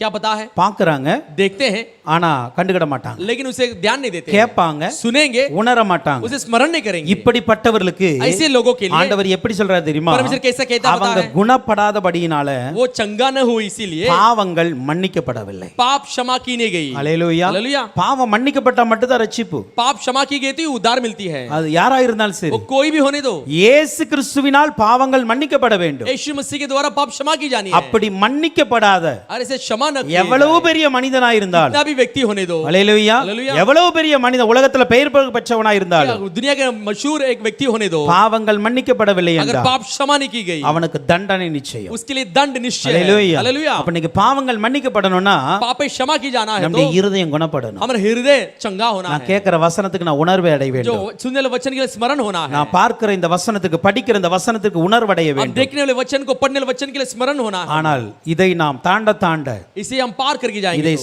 செய்யாம அப்படியே விட்டுவிடும் பொழுது इसके उल्लंघन करते रहते समय என்ன நடக்கும் தெரியுமா? क्या होगी पता है? யோவான் 12:40 சொல்லுகிறது, யோவான் 12 के 40 அதே वचन कहते அவர்கள் हैं, கண்களினால் காணாமலும் वो आंखों से नहीं देखते हैं, இருதயத்தினால் உணராமலும் मन से कठोर किए हैं, குணப்படாமலும் இருக்கும்படிக்கு, चंगा नहीं हुए इसीलिए நான் அவர்களை ஆரோக்கியமாலும் இருக்கும்படிக்கும் அவருடைய கண்களை அவர் குருடாக்கி அவர்கள் இருதயத்தை கடினமாக்கினார். कि ऐसा न हो कि उनका आंखों से देखे और मन से समझे और फिरे और मैं उन्हें चंगा करूं। அல்லேலூயா. हालेलुया। ஆண்டவர் சொல்றாரு, நான் எவ்வளவு சான்ஸ் கொடுத்தேன், मैं कई सारे मौका उनको दिया, பாரு திருந்திரு, देख सुधर जा, கேளு திருந்திரு, सुन सुधर जा, இருதயத்துல கொஞ்சமாவது உணர்வட. हृदय में थोड़ा सा स्मरण पा। ஆனா இதெல்லாம் நம்ம விட்டுக்கிட்டே போகும் பொழுது इसे छोड़ के आगे बढ़ते समय ஒரு நாள் வரும், एक दिन आएगी, ஆண்டவரே கண்ணை மூடி போட்டுருவார். परमेश्वर आंखें बंद कर देगा। அல்லேலூயா. हालेलुया। ஆண்டவரே குருடாக்கிடுவார். परमेश्वर अंधा कर देगा, ஆண்டவரே இருதயத்தை குணப்படுத்த கடினமாக்கிடுவார். परमेश्वर हृदय को कठोर कर देगा। காதுல எவ்வளவு வார்த்தை போனாலும் உணர்வடையாது. कितना भी कान में वचन जाने दो स्मरण ஏன்னா नहीं होगी। ஆண்டவரே அவனை ஆரோக்கியமாகாமல் இருக்கும்படி, परमेश्वर स्वयं उसको चंगा न होने जैसा, அப்படின்னு தெரியுமா, அவன் திருந்தவே கூட நினைச்சிருவார் ஆண்டவர். परमेश्वर ऐसा सोचेगा कभी नहीं सुधरना அந்த है, நிலைக்கு நம்ம போயிடக்கூடாது. उस परिस्थिति में हमने जा पहुंचना है। ஏங்க அப்படி நடக்குமா நீங்க கேட்கலாம். क्यों ऐसा होगा क्या पूछ सकते हैं? நிச்சயமாய் நடக்கும். निश्चय होगी। வேதத்துல ஒரு எக்ஸாம்பிள் இருக்கு. शास्त्र में एक उदाहरण है, நமக்கு தெரிந்த ஒரு எக்ஸாம் பார்வோன். हम जानने वाले की उदाहरण फिरौन है। அல்லேலூயா. हालेलुया। பார்வோன் ராஜாவுடைய இருதயத்தை யார் கடினமாக்குறார்? फिरौन राजा के हृदय को कौन कठोर करता है? தேவனே கடினமாக்கினார். परमेश्वर कठिन कर வசனம் देता அப்படிதான் है, சொல்லுகிறது. वचन वैसी कहती है, நானே அவன் இருதயத்தை கடினமாக்குவேன். मैं खुद उसका हृदय को कठिन कर दूंगा। அல்லேலூயா. हालेलुया। அவன் முதல் வாதை வரும் பொழுதே விட்டுருக்கணும். वो पहले मरी आते ही वो छोड़ देना चाहिए, இரண்டாவது வாரம் விட்டுருக்கணும். दूसरे बार आते समय छोड़ देना चाहिए, விடாமல் இருக்கும் பொழுது बिना छोड़े हुए रहते ஆண்டவரே समय சொல்றாரு, परमेश्वर कहता இனி है, அவன் இருதயத்தை நான் अभी கடினப்படுத்துவேன். उसके हृदय में कठिन करूंगा। எதுவரை கடினப்படுத்துவேன்? कब तक कठिन करूंगा? அவன் செங்கடல்ல மூழ்கிற வரைக்கும் கடினப்படுத்துவேன். लाल समुद्र में डूबने तक उसे कठोर कर दूंगा। அல்லேலூயா. हालेलुया। எவ்வளவு மோசமான விளைவு பாருங்க. कितना बुराई परिस्थिति थी। அவனுடைய வாழ்க்கையே அழிந்து போயிடுச்சு. उसके जो जीवन ही नाश हो गई, அவனுக்கு இனி சான்ஸே கிடையாது மனம் திரும்ப. अभी उसके लिए कुछ मौका ही नहीं है मन फिरने के लिए। அதனால நம்முடைய வாழ்க்கையில ஆண்டவருடைய நியாய தீர்ப்புக்காக நாம் குற்றங்களை குவிக்க கூடாது. हाँ, परमेश्वर न्याय के लिए हम दोष को नहीं बढ़ाना है, நாம் கண்ட்ரோல் பண்ணி குறைக்கணும். हम इसे काबू में रख के कम कर देना है। எல்லாருமே பாவம் ஏதோ ஒரு விதத்துல தவறு செஞ்சிருவோம். चलो किसी न किसी रीति में पाप कर देते ஏதோ हैं, ஒரு விதத்துல குற்றங்கள் வந்துரும் நம்ம कोई வாழ்க்கையில. रीति से दोष हमारे जीवन में आ जाती பட் है, அத கூட்ட கூடாது. लेकिन उसे नहीं बढ़ाना है। அல்லேலூயா. हालेलुया। அதுல இருந்து வெளியே வருவதற்கு பிரயாசப்படுங்க. उसे बाहर आने के लिए प्रयास करना है। ஒன்று தேவனுடைய நியாய தீர்ப்பானது एक तो परमेश्वर का न्याय உண்மையின்படி இருக்க போகுது. सच्चाई के अनुसार होने वाली है, இரண்டாவது தேவனுடைய நியாய தீர்ப்பானது दूसरा परमेश्वर के न्याय அதிகமான குற்றத்தின்படி இருக்க போகுது. अधिक दोष के द्वारा होने वाली அப்படின்னா है। யார் அதிக குற்றம் பண்றாங்களோ அவங்களுக்கு நரகம் தான். कौन अधिक गलती करते हैं उनके लिए नरक होती है। அல்லேலூயா. हालेलुया। மூன்றாவது நியாய தீர்ப்பு எப்படி இருக்கும்? तीसरी न्याय कैसी होगी? ரோமர் 2:6 रोमी दूसरा आदेश के 6वां वचन, தேவன் அவனுடைய கிரியைக்கு தக்கதாய் அவனுக்கு பலன் அளிப்பார். प्रभु उसके हर एक को उसके कामों के अनुसार बदला देगा। அல்லேலூயா. हालेलुया। மூன்றாவது கிரியைக்கு தக்க நியாய தீர்ப்பு இருக்க போகுது. तीसरा क्रिया के अनुसार न्याय होने वाली है। அல்லேலூயா. हालेलुया। அப்பனா इसका मतलब இந்த நியாய தீர்ப்பு ये जो न्याय है சில வேளையில நமக்கு பயம் உண்டாக்குறதை போல இருக்கும். कुछ समय में उन्हें डराती जैसे लगेगी। அல்லேலூயா. हालेलुया। பயம் உண்டாக்கணும். डरावना होनी चाहिए, அதுதான் உண்மை. वही सच्चाई है। அல்லேலூயா. हालेलुया। நான் ஒரு கிரியை செய்கிறேன். मैं क्रिया को करता हूं, இந்த கிரியையானது ये जो क्रिया है நியாய தீர்ப்பு நாளில न्याय के दिन में எனக்கு பலன் கொடுக்குமா मेरे लिए फल देगी, அல்லது தண்டனை கொடுக்குமா? नहीं तो दंड देगी। இதை குறித்ததான பயம் எனக்கு இருக்க इसके வேண்டும். बारे में डर मेरे अंदर होनी चाहिए। இந்த பயம் இருந்தால் மாத்திரம்தான் ये डर अगर होगा तो நம்முடைய கிரியையானது हमारी जो क्रिया है சரியா இருக்கும். सही से होगी। இந்த பயம் இல்ல அப்படினா अगर ये भय नहीं होगा நம்முடைய கிரியையானது हमारी जो क्रिया है நீங்கள் எவ்வளவு பெரிய ஒழுக்கமாய் வாழ்கிறவர்களாய் आप இருந்தாலும் कितने भी ठीक तरह से जीने वाले होने दो, பாவங்கள் செய்ய நாம் முற்பட்டு விடுவோம். पाप करने के लिए हम आगे आ जाएंगे. அல்லேலூயா. அல்லேலூயா. அப்ப நம்முடைய கிரியைகளின்படி நியாயம் தீர்க்க போகிறார் ஆண்டவர். हमारे क्रिया के अनुसार परमेश्वर न्याय करने वाला யோபு है. 34 அதிகாரம் 11 வசனம் இப்படியாய் சொல்லுகிறது, आयब 34 अध्याय उसका 16 वचन इस प्रकार कहती மனுஷனுடைய है, செய்கைக்கு தக்கதை அவனுக்கு சரி கட்டி मनुष्य की क्रिया के अनुसार उसे पलटा देकर அவனவன் நடக்கைக்கு தக்கதாக அவனுக்கு பலன் அளிக்கிறார். वो प्रत्येक को अपनी अपनी चाल का फल भुगताता है. அப்ப நம்ம என்னெல்லாம் செய்யறோமோ हम जो भी करते அந்த हैं செய்கைக்கு தக்க அவர் சரி கட்ட वो போகிறார். हमारे क्रिया के अनुसार वो फल देने वाला நம்ம है. நடக்கிற அந்த பாதைக்கு அவர் நிச்சயமாய் பலன் கொடுக்க हमें போகிறார். चलने वाले मार्ग के लिए निश्चय प्रतिफल देने वाला சில है. வசனங்கள் குறித்துக் கொள்ளுங்க. उस वचन को लिख के रख लीजिए. சங்கீதம் 62:12, संहिता 62:12, சங்கீதம் 62:12, संहिता 62:12, நீதிமொழிகள் 24:12, नीति वचन 24:12, எரேமியா 17:10. एरेमिया 17:10, மறுபடியும் சொல்றேன், சங்கீதம் 62:12, संहिता 62:12, நீதிமொழிகள் 24:12, नीति वचन 24:12, எரேமியா 17:10. एरेमिया 17:10. இந்த எல்லா வசனங்களையும் பார்த்தோம் அப்படின்னா ये सब वचनों में देखेंगे அவனவன் செய்யத்தக்கதாக அவர் பலன் அளிக்க तो वो अपने போகிறார். अपने क्रिया के अनुसार फल देगा. அப்ப நம்ம என்னென்ன கிரியை செய்கிறோமோ क्या क्या क्रिया करते அதற்கேற்ற हैं பலன் நமக்கு வரும் நிச்சயமா. उसके योग्य फल हमारे नीचे आएगी. இப்ப இந்த கிரியைகளின்படி நியாய தீர்ப்பு நடைபெறுகிறது. क्रिया के अनुसार न्याय होती है. 2 கொரிந்தியர் 5 அதிகாரத்தின் 10 வசனத்தை பார்க்கும் பொழுது, दूसरा कुरिन्थियों 5वां अध्याय 10वां वचन को देखते समय, ஏனென்றால் क्योंकि சரீரத்தில் அவனவன் செய்த நன்மைக்காவது தீமைக்காவது தக்க பலனை அடையும்படி நாம் எல்லாரும் கிறிஸ்துவின் நியாயத்திற்கு முன்பாக வெளிப்பட வேண்டும். क्योंकि अवश्य है कि हम सबका हाल मसीह के न्याय आसन के सामने खुल जाए कि हर एक व्यक्ति अपने अपने भले बुरे कामों का बदला दे. இங்க சொல்லுகிறது, यहाँ पे कही गई है, சரீரத்தில் शरीर में அவனவன் செய்த நன்மையாவது தீமைக்காவது जो हर एक व्यक्ति जो भलाई या बुराई करता है தக்க பலனை அடையும்படி उसके योग्य फल पाने के लिए கிறிஸ்துவின் நியாயத்திற்கு முன்பாக நிற்க வேண்டும். मसीह के न्याय के आसन के सामने खड़े होना है. அல்லேலூயா. அல்லேலூயா. நமக்கு ஒண்ணு தெரியும், हम एक जानते हैं, இந்த சரீரம், இந்த மாம்சமும் ரத்தமும் பரலோகத்தை சுதந்தரிப்பதல்ல. ये जो देह और लहू स्वर्ग में जा नहीं सकती. ஆனா लेकिन நாம பரலோகத்தை சுதந்தரிக்கணும் அப்படின்னா हम स्वर्ग को हासिल करना है இந்த तो சரீரத்தில் என்ன கிரியை செய்கிறோமோ அதின்படி தான் அங்க கிடைக்கும் நமக்கு. इस शरीर में जैसा हम क्रिया करते हैं उसी के अनुसार हमें वहां पे मिलेगी. அல்லேலூயா. அல்லேலூயா. ஏன்னா சில பேர்ட்ட ஒரு என்னன்னா, कुछ लोग के मन में क्या विचार होती நம்ம है, சரீரம் தான் அழிந்து போயிருமே हमारा शरीर नाश हो जाएगी ना, அப்படின்னு நினைக்கிறோம்ல. ऐसे हम सोचते ஆனா ஒரு हैं ना। காரியம் நல்லா புரிந்து கொள்ளுங்க, लेकिन एक विषय अच्छे समझ लेना இந்த है, சரீரம் அழிவது உண்மைதான். ये शरीर नाश होगी वो सच है, ஆனா அதே வேளையில लेकिन उसी समय இந்த में சரீரத்தில் செய்த கிரியை ये शरीर में किया हुआ क्रिया அது அழியாது. वो कभी नहीं नाश होगी, அது அழியாது. वो नाश नहीं होगी. அது கிறிஸ்துவின் நியாயாசனம் முன்பாக வரைக்கும் அது வந்துகிட்டு தான் वो இருக்கும். मसीह के न्याय के आसन के सामने तो आती रहेगी. அது வந்து சொல்லும், वो आके कहेगी இவன் தன்னுடைய கிரியை நல்ல செய்தான், ये अपनी क्रिया को अच्छा किया, இவள் தன்னுடைய கிரியை தீமையாய் செய்தார். ये अपनी क्रिया को बुरी की. அல்லேலூயா. அல்லேலூயா. நன்மைக்காவது தீமைக்காவது. भलाई या बुराई அப்போ இந்த சரீரத்தில் இருக்கிற வரைக்கும் शरीर में रहते समय நம்ம ஒண்ணு நன்மை பண்ணலாம், இல்லனா தீமை பண்ணலாம். हम एक तो भलाई कर सकते हैं, नहीं तो बुराई कर இந்த सकते हैं. ரெண்டுக்கும் இடையில பண்ண முடியாது. ये दोनों के बीच में कभी नहीं कर सकते. அல்லேலூயா. அல்லேலூயா. ஒண்ணு நன்மை செய்ய முடியும், இல்ல தீமை செய்ய एक तो முடியும். भलाई कर सकते हैं, नहीं तो बुराई कर सकते हैं. நாம் எதை செய்கிறோமோ हम जो कुछ भी करते அதை हैं பொறுத்து நியாயாசனத்துக்கு முன்பாக சாட்சி விடப்படும். उसके अनुसार न्याय के आसन के सामने गवाही दी जाएगी. நம்முடைய கிரியைகள் हमारी क्रियाएं நல்லவைகளா இருந்தால் अगर अच्छा हो तो நமக்கு பரலோகத்துல பலன் கிடைக்கும். हमारे स्वर्ग में प्रतिफल मिलेगी. நம்முடைய கிரியைகள் हमारी क्रियाएं கெட்டவைகளாய் அல்லது தீமையானவைகளாய் இருந்தால் अगर बुराई हो तो நரகத்திற்கு போக வேண்டியது. नरक में जाना पड़ेगा. ஏனென்றால் வெளிப்படுத்தல் 20 அதிகாரத்தின் क्योंकि प्रकाशित वाक्य 20वां अध्याय 12 13 இந்த ரெண்டு வசனங்களை பார்க்கும் பொழுது 12 और 13 वचन को देखते समय மரித்தோராகிய சிறியோர் பெரியோர் தேவனுக்கு முன்பாக நிற்க கண்டேன். जो मरे हुए लोग छोटे बड़े सब परमेश्वर के सामने खड़े हो देखा. புஸ்தகங்கள் திறக்கப்பட்டன. पुस्तक खुली गई. ஜீவ புஸ்தகம் என்று வேறொரு புஸ்தகம் திறக்கப்பட்டது. जीवन की पुस्तक करके दूसरी भी पुस्तक खुली गई. அப்பொழுது அந்த புஸ்தகங்கள் எழுதப்பட்டவைகளின்படியே अर्थात वो जो पुस्तक में जैसी लिखी गई, மரித்தோர் தங்கள் தங்கள் கிரியைக்கு தக்க நியாயத்தீர்ப்பு அடைந்தார்கள். जो मरे लोग अपने क्रिया के अनुसार न्याय पाए. சமுத்திரம் தன்னிலுள்ள மரித்தோரை ஒப்புவித்தது. समुद्र के उन मरे हुए को जो है उन्हें सौंप दी. மரணமும் பாதாளமும் தங்களிலுள்ள மரித்தோரை ஒப்புவித்தன. और मृत्यु अधोलोक ने उन मरे हुओं को जो उनमें थे दे दी. யாவரும் सब தங்கள் தங்கள் கிரியையின்படியே நியாயத்தீர்ப்பு அடைந்தார்கள். वो हर एक अपने अपने कामों के अनुसार न्याय किया जाएगा. அல்லேலூயா. हालेलुया. அல்லேலூயா. हालेलुया. எங்க விழுந்து செத்தாலும் को कहां पर भी गिर के मरने दो, கிரியைகளின்படி தான் நியாயத்தீர்ப்பு. क्रिया के अनुसार न्याय होगी. அதான் அந்த வசனம் சொல்லுகிறது, इसलिए वचन कहती है சமுத்திரம் தன்னிடத்தில் மரித்தவனை ஒப்புவித்தது. समुद्र अपने अंदर जो मरा उसे सौंप देती है. பாதாளம் தன்னிடத்தில் மரித்தவனை ஒப்புவிக்கிறது. अधोलोक अपने अंदर जो मरे उनको भी सौंप देती है. மரணம் தன்னிடத்தில் மரித்தவனை ஒப்புவிக்கிறது. मृत्यु अपने अंदर जो मरे उनको भी सौंप देती है. எப்படி மரித்தாலும் कैसा भी मरने दो, நியாயத்தீர்ப்பு நாள்ல न्याय के दिन में கிரியைகளின்படி மாத்திரம்தான் நியாய தீர்ப்பு உண்டாகும். क्रिया के अनुसार ही न्याय की जाएगी। அல்லேலூயா. हालेलुया। அதனால தான் ஏசாயா 1 அதிகாரம் 16 வசனம் சொல்லுகிறது, इसलिए यशायाह पहला अध्याय के 16 वचन कहती உங்களை है, கழுவி சுத்திகரியுங்கள், अपने आप को धोकर शुद्ध कर உங்கள் लो। கிரியைகளின் பொல்லாப்பை என் கண்களுக்கு மறைவா அகற்றிவிட்டு मेरी आंखों के सामने से अपने बुरे कामों को दूर करो। தீமை செய்தல் விட்டு ஓயுங்கள். जब भविष्य में बुराई करना छोड़ दो। அல்லேலூயா. हालेलुया। கிரியைகளை மாற்றிருங்க. क्रिया को बदल दो। உம்முடைய இரத்தத்தினால கழுவப்படுங்க ஆண்டவருடைய இரத்தத்தினால. परमेश्वर लहू से धोए जाओ। தீமையை விட்டு தூர போயிருங்க. बुराई से दूर हो जाओ। ரோமர் 2 அதிகாரம் 7 8 வசனம் சொல்லுகிறது, रोमी 2 अध्याय 7 और 8 कहती है, சோர்ந்து போகாமல் நற்கிரியை செய்து जो सुकर्म से स्थिर रहकर भलाई कामों को करे, மகிமையும் கனத்தையும் அழியாமையும் தேடுகளுக்கு நித்திய ஜீவனை அளிப்பார். सुकर्म से स्थिर रहकर महिमा और आदर और अमरता की खोज में है। ஆனா அதே வேளையில उसी समय में சண்டைக்காரராய் இருந்து झगड़ालू बनकर சத்தியத்திற்கு கீழ்ப்படியாமல் सत्य को नहीं मानते, அநியாயத்திற்கு கீழ்ப்படிந்தவர்களுக்கோ अधर्म को मानते हैं, உக்கிர கோபாக்கனை வரும். उन पर क्रोध और அப்ப நற்கிரியை செய்தால் நமக்கு என்ன? நித்திய ஜீவன். भला काम करेंगे तो हमारे अनंत जीवन होगी। ஆனா அதே வேளையில சண்டைக்காரராய் இருந்து उसी समय पर झगड़ालू बनकर சத்தியத்திற்கு கீழ்ப்படியாம सत्य के उल्लंघन करके அநியாயத்துக்கு கீழ்ப்படியும் பொழுது अधर्म के நமக்கு मानकर தேவனுடைய கோபம் வருகிறது. परमेश्वर की क्रोध आती है। அல்லேலூயா. हालेलुया। அல்லேலூயா. हालेलुया। அப்போ தேவன் நம்முடைய கிரியைகளின்படி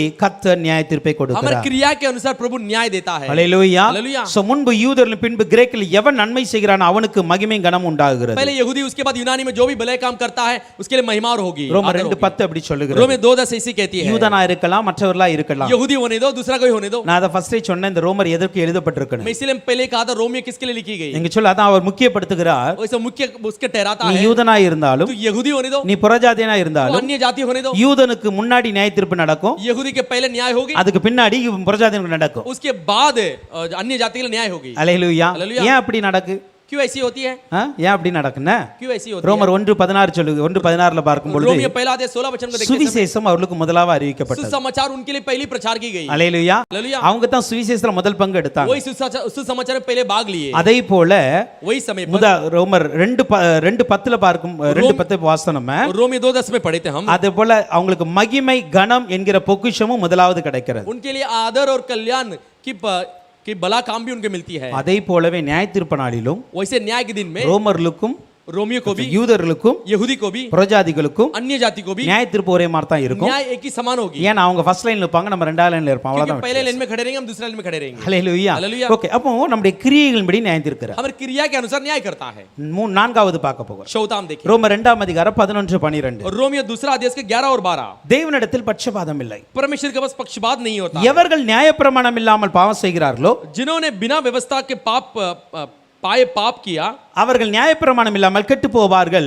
எவர்கள் நியாயப்பிரமாணத்துக்கு உட்பட்டலாய் பாவம் செய்கிறார்களோ அவர்கள் நியாயப்பிரமாணத்தினாலே ஆக்கினை தீர்ப்படைவார்கள். वे बिना व्यवस्था के नाश भी होंगे, और जिन्होंने व्यवस्था पाकर पाप किया उनका दंड व्यवस्था के अनुसार होगा। அல்லேலூயா. हालेलुया। இங்க சொல்லிருக்கு தேவனிடத்தில் பட்சபாதம் இல்லை. यहाँ पे कही गई परमेश्वर का बस पक्षपात नहीं है। நான்காவதாக चौथा, நியாய தீர்ப்பு न्याय பட்சபாதம் இல்லாமல் பாரபட்சம் இல்லாமல் நடைபெறும். बिना पक्षपात होगी। அல்லேலூயா. हालेलुया। பார்ஷியாலிட்டி இருக்காது. वहाँ पे पक्षपात नहीं होगी। யாரா இருக்கட்டும், कोई भी होने दो, நியாயப்பிரமாணத்தை பெற்றவங்களா இருக்கட்டும், व्यवस्था को पाए लोग, நியாயப்பிரமாணத்தை பெறாதவங்களா இருக்கட்டும், व्यवस्था को न पाए लोगों ने, எவர்கள் பாவம் செய்கிறார்களோ जो कोई पाप करता है அவங்களுக்கு நியாய தீர்ப்பு உண்டு. उनके लिए न्याय होगी। இந்த பாரபட்சம் அல்லது இந்த பட்சபாதம் என்கிற இந்த வார்த்தை, ये पक्षपात, ये शब्द இந்த கிரேக்க வார்த்தைக்கு ரெண்டு விதமான அர்த்தங்கள் இருக்கிறது. यूनानी भाषा में दो तरह की मतलब होती है। ஒன்று டு ரிசீவ், பெறுதல் என்கிற அர்த்தம். एक तो एक पाना, एक का मतलब होती है, இன்னொன்று எதிர்கொள்தல், டு ஃபேஸ். तो ये सामना करना होती है। அல்லேலூயா. हालेलुया।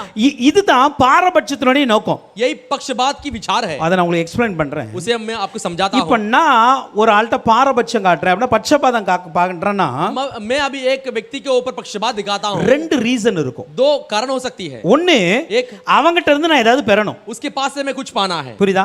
அவங்ககிட்ட இருந்து எனக்கு ஏதாவது வரணும் அப்படின்னா उसके நான் पास என்ன से பண்ணுவேன்?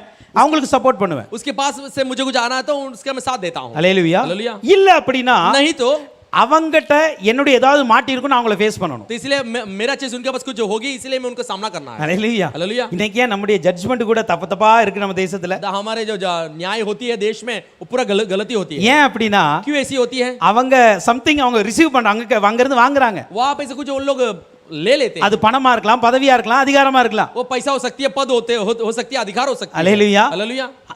தலைவருடைய தலைவர்களுக்கு சப்போர்ட்டா ஏன் நியாய தீர்ப்பு போகிறது? नेताओं के पक्ष में क्यों न्याय चली जाती है? அவங்கட்ட இருந்து இவங்களுக்கு ஏதாவது ஒன்னு கிடைக்கும். उसके पास से कुछ ना कुछ मिलती அப்படி है। இல்ல அப்படினா ऐसे नहीं है तो அவங்க மூலமா ஏதாவது ஃபேஸ் பண்ணுவாங்க. तो ये इनके द्वारा वो कुछ सामना இவங்க அவங்களுக்கு விரோதமா தீர்ப்பு சொன்னா ये उनके विरुद्ध कुछ न्याय कर देंगे। இவங்களுக்கு உயிர் பிரச்சனை வரும். इनके लिए जीवन की खतरा हो सकती है। இவங்க ஃபேமிலிக்கு பிரச்சனை வரும். इनके परिवार के लिए खतरा हो सकती है। समथिंग ஏதோ இவங்க ஃபேஸ் பண்ணுவாங்க. कुछ ये सामना करेंगे। இந்த ரெண்டும் யார்ட்ட இல்லையோ, ये दोनों भी किसके पास नहीं है, இத குறித்து யாருக்கு பயம் இல்லையோ, इसके बारे में किसी के मन में डर नहीं அவங்க है, பாரபட்சம் பார்க்க மாட்டாங்க. वो ये पक्षपात नहीं करता। அல்லேலூயா. हालेलुया। நம்முடைய தேவன் யார் தெரியுமா? हमारा परमेश्वर कौन पता है? யாரிடம் எதையும் பெற்றுக்கொள்கிறவர் அல்ல. दूसरे के पास से कुछ लेने वाला परमेश्वर नहीं है। யாரையும் எதிர்கொள்ள பயப்படுகிறவரும் அல்ல. किसी के भी सामना करने से डरते भी नहीं है। அல்லேலூயா. हालेलुया। ஆண்டவர்ட்ட உங்ககிட்ட இருந்து பெற்று தான் அவர் ஆசீர்வாதமா இருக்கணும் அவசியம் இல்ல. परमेश्वर आपके पास से कुछ पाकर ही आशीर्वाद बनकर रहना ऐसा अवश्य नहीं है। நீங்க ஏதாவது கொடுத்து தான் அவரை பாதுகாக்கணும் அவசியம் இல்ல. आप कुछ उसे देख कर ही उसका रक्षा सुरक्षा रखना है करके अवश्य नहीं है। அல்லது நம்ம ஏதாவது அவரை பண்ணிரோம் அவருக்கு பயமும் கிடையாது.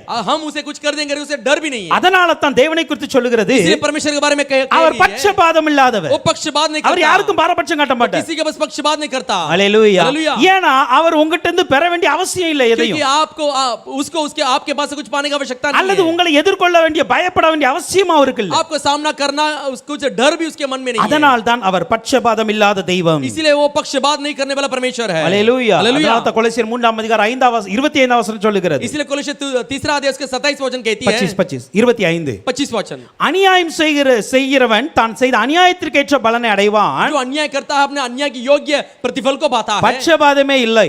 पक्षपात ही नहीं है। அல்லேலூயா. हालेलुया। அப்ப அநியாயம் செய்கிறவன் जो अन्याय करने वाला அநியாயத்துக்கு ஏற்ற பலன் அடைவான். अन्याय की योग्य फल को पाएगा। அவனுக்கு பட்சபாதமே கிடையாது. उसका पक्षपात ही नहीं है। நீ இந்த மனுஷன்ட தான் அநியாயம் செய்ய ये முடியும். मनुष्य के पास अन्याय कर सकता है। தேவன்ட அநியாயம் செய்ய முடியாது. मनुष्य परमेश्वर के पास अन्याय नहीं कर सकता। அல்லேலூயா. हालेलुया। அல்லேலூயா. हालेलुया। உபாகமம் 10:17 சொல்லுகிறது. व्यवस्था 10:11 कहती है 17 कहती है உங்கள் தேவனாகிய கர்த்தர் आपके परमेश्वर தேவாதி தேவனும் प्रभु का प्रभु கர்த்தாதி கர்த்தரும் மகத்துவமும் வல்லமையும் பயங்கரமான தேவனுமாய் இருக்கிறார்.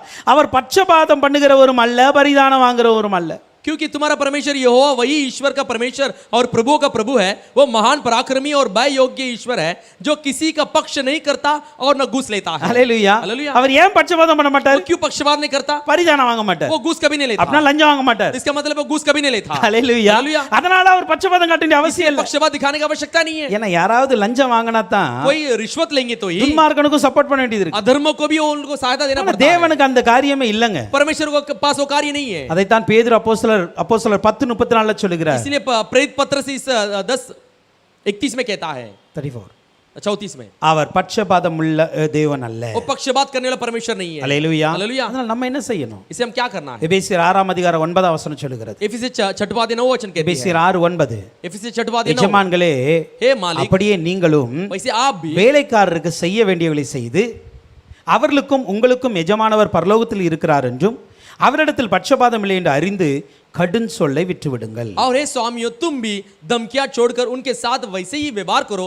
क्योंकि जानते हो कि उनका और तुम्हारा दोनों का स्वामी स्वर्ग में है और वह किसी का पक्ष नहीं करता। அல்லேலூயா. हालेलुया। சொல்லுகிறது यहाँ पे कही गई है உங்களிடத்தில் வேலை பார்க்கிற வேலைக்காரர்களா இருக்கட்டும், आपके पास काम करने वाले नौकर होने दो, அவர்கள்ட்ட கூட उनके पास भी நீங்க கடும் சொல்லை பயன்படுத்த अब கூடாது. धमकियों के शब्द इस्तेमाल नहीं करना है। ஏன் அப்படினா क्यों ऐसा है? உங்க ரெண்டு பேருக்கும் எஜமான் பரலோகத்துல இருக்கிறார். आपके दोनों की जो मालिक है स्वर्ग में है। நம்ம ரெண்டுத்துக்கும் எஜமான் பரலோகத்துல இருக்கிறார். हमारे दोनों के मालिक स्वर्ग में है। அவர் எப்படிப்பட்டவர்? वो कैसा है? அவர் பட்சபாதம் वो இல்லவர். कभी पक्ष नहीं करता। அவருக்கு எஜமானும் ஒண்ணு தான், வேலைக்காரனும் ஒண்ணு उसके தான். लिए मालिक भी एक ही है, नौकर भी एक ही है। அல்லேலூயா. புரியுதா? उसका आपको அவருக்கு समझ में आती है? எஜமானும் ஒரே மாதிரி தான், வேலைக்காரனும் ஒரே மாதிரி उसके தான். लिए मालिक भी एक समान ही है और அதனால नौकर भी एक समान அவர் ही है। பட்சபாதம் இல்லாதவ இருக்கிறதுனால वो पक्ष नहीं करता है जैसा है। நீங்களும் வேலைக்காரல ஒழுங்காக கனப்படுத்துங்க. आप भी अपने अपने नौकरों को जरा आदर दीजिए। அதைத்தான் 1 பேதுரு 1 அதிகாரம் 17 வசனத்துல इसलिए पहला पत्रस पहला अध्याय के 17 वचन में பவுல் பேதுரு மூலமாக ஆவியானவர் அழகா எழுதுகிறார். पत्रस के द्वारा पवित्र आत्मा बहुत अच्छे लिखता है। அன்றியும் பட்சபாதம் இல்லாமல் जो बिना पक्षपात அவனுடைய கிரியைகளின்படி நியாயம் தீர்க்கிறவரை